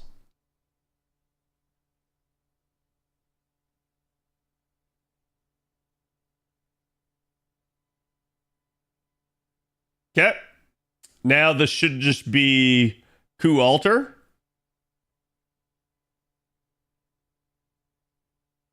Who could I show off here? That's a good single target.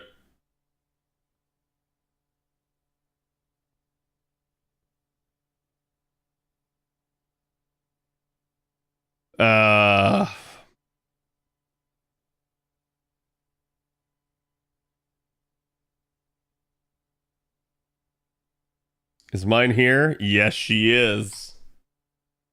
Oh, baby. So we're going to go basically Master against Apprentice here. We're taking Shisho against Ku Alter.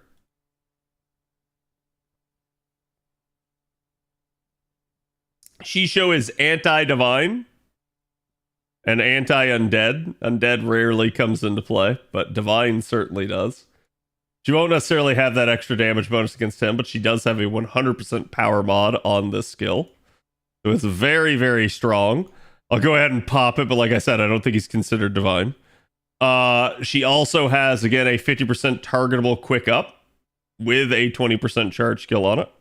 It's really, really nice. And she also has hard survivability with a dodge. Her biggest issue is not her damage output. Her biggest issue is her refund. So unfortunately, I don't have a proper Mystic Code for her. I should have swapped the Mystic Code at least, but this should be plenty. She should be able to kill pretty easily here. We're just going to Mighty Chain on into this. Plus, Shisho will stun with her NP 100% of the time, unless the enemy has some way of resisting it. So, boom, there you go. And that means that even if this didn't kill, Shisho would still have a free turn to mop him up. But it will kill.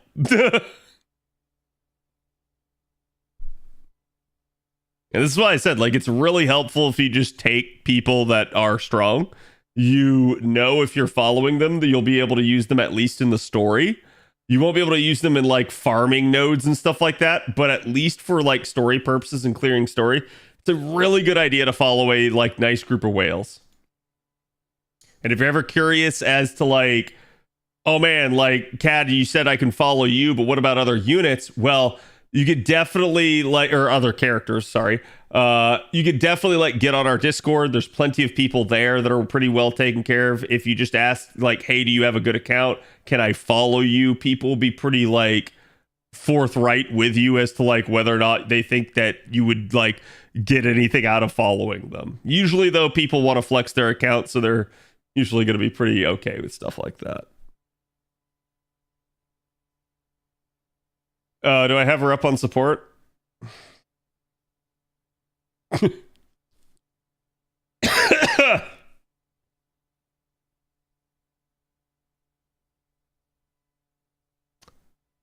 Yeah, why not?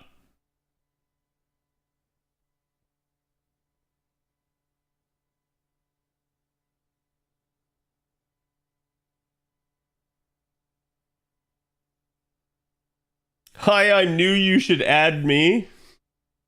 Hello, Fox. How's it going? I see you ended. Damn it, that means I can't raid you.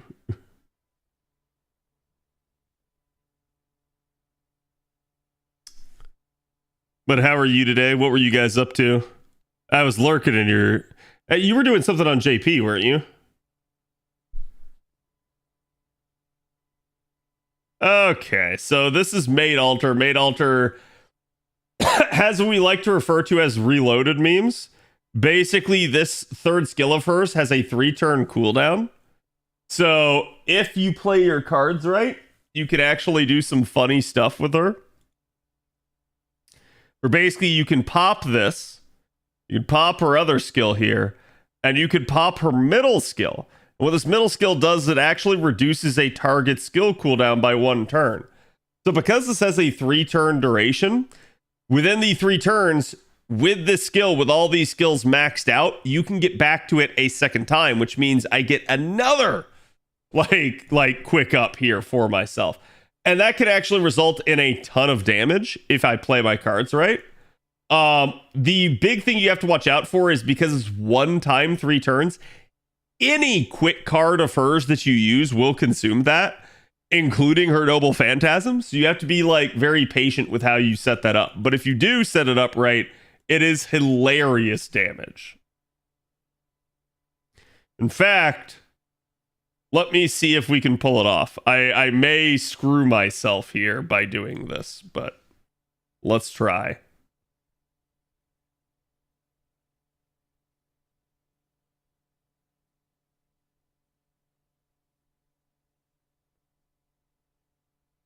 Okay, so 1 more turn. Remember, can't touch the quick card. So I can use other people's quick cards, just not hers. And I'm also trying to like not get Ku to spam his dodge. So I'm trying not to damage him too much. Okay, he didn't. And so now I can pop this again. And now we can go ahead and just brick her, because why not? And now we get to do dumb damage. And this isn't even like she actually has a QPC equipped, so she doesn't even get additional damage from her craft essence.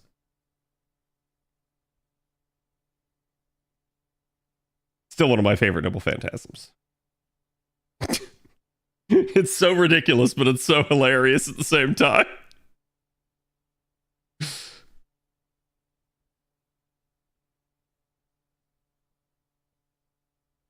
Yep, there you go. So 372k. And I wasn't using quick supports. I wasn't like... I didn't have any particular like damage advantage. I wasn't even using a good craft essence on her. If I had been using a good craft essence, the damage there would have skyrocketed. We were farming the JP event so we can start... finishing the JP event so you can start farming it. Gotcha. Yeah, I just got all the like 5 AP stuff done for that. I still got to do the CQ, but that'll probably be a tomorrow thing. And then let's see. This is again Ku Alter, I'm pretty sure. Let's just use Draco. So because Draco is technically an arts unit. Technically, her Noble Phantasm's arts. Her deck is a triple buster deck, though. So if you want more Noble Phantasm damage, you buffer with arts. If you want more carding damage, you buffer with buster. By the way, how far are you on the JP ladder? I still need like 14k points. I'm further than that off. I think I'm only at like 50k. There's still like a week left, though, so...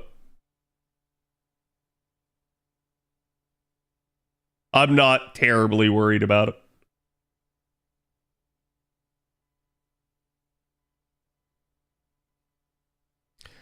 Now, again, with Draco, you just want to go left to right on her skills because you basically need them in order so that way you don't screw yourself out of the effects. But this Draco should pretty easily mop this up. Even if she doesn't outright kill here, he is skill sealed, so he can't even dodge even if he wants to. That's one of the ways in which skill seal can actually be really useful, is if you have a problematic enemy like Ku and you're afraid you're not going to be able to kill him, skill sealing him will stop him from doing his problematic effects. Noble Phantasm sealing can simultaneously be used to stop a enemy from getting off their Noble Phantasm. So there are good ways that you can kind of shut down an enemy, assuming the enemy doesn't have like debuff immunity and things like that. She's so hard to loop since she only has one arts card. No, she's pretty easy still, because so much of her charge is just naturally handed to her by virtue of her like guaranteed like skills. Now, this fight is, I believe, the Demon God pillar, and I do not remember what is actually effective here.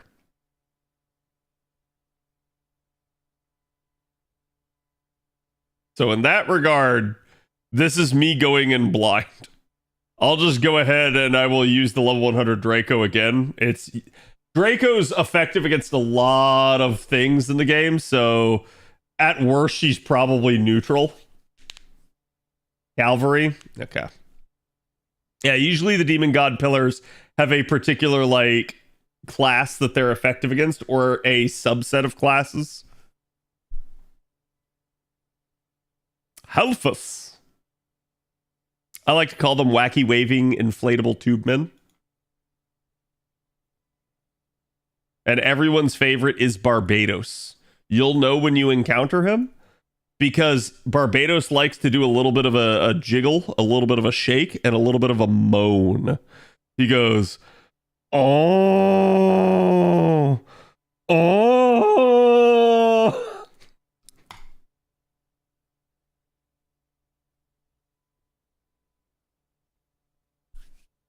He kinky like that. Yeah, Barbados, the Demon God pillars got brought back for farming purposes at one point, and Barbados was everybody's favorite.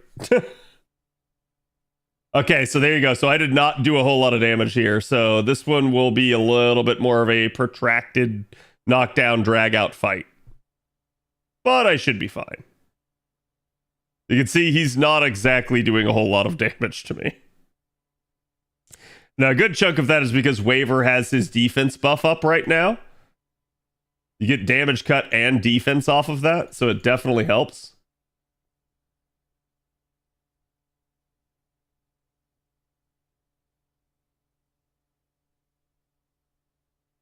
Also, the craft essence that Draco has on her right now, not exactly the best.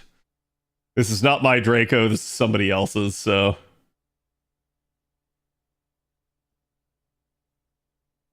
You gonna kill? Nope, just shy. Well, as long as no one dies here, we should be fine. And I like how I say that, and the Demon God Pillar immediately crits me. Okay. And then this will complete the clear. We don't have to Noble Phantasm him. I could have just carded him, but at this point, it's insult to injury. Barbados is one ugly pinata. Hey, listen. He is a pinata, though. And he has a lot of candy. He's also not a servant, that is true. Yeah, I didn't even think about that. I probably should not have taken Draco. Draco specializes in servant killing. But you can see, even in that case, like, I didn't have the best or most optimal setup, and it was still pretty easy to get through. A lot of the game is just fight knowledge, servant knowledge, you name it. So, there you go. That is the America Singularity. All the more difficult fights are at the end of this Singularity. Everything else is just pretty easy. But now is the point where we head into Camelot. And Camelot needs to be a point at which your account is decently set up. I don't mean you have to have like crazy supports and you have to be like on your like basically having like a ton of like skill ups and stuff for people. I'm talking about like try to make sure you have at least like a decent good like single target damage unit, or at least be following people that you can take that have that. Try to at least have some kind of support set up so that you can support whoever your carry is. And at least make sure that you're knowing the differences of like certain mystic codes and how they work, certain craft essences, and certain key units for your account. And as long as you do that, you should be okay. However, Camelot is where gimmick fights start.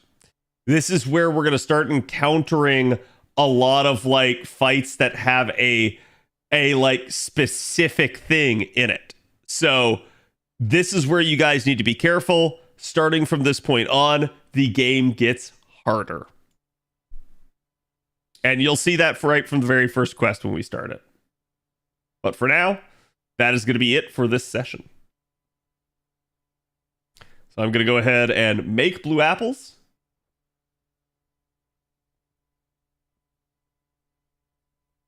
As we prepare for Camelot.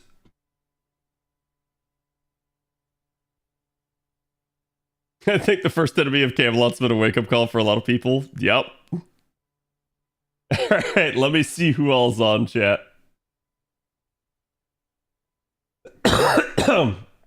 I guess I will also send you guys over to Mr. Gotcha Gurus. He is on tonight.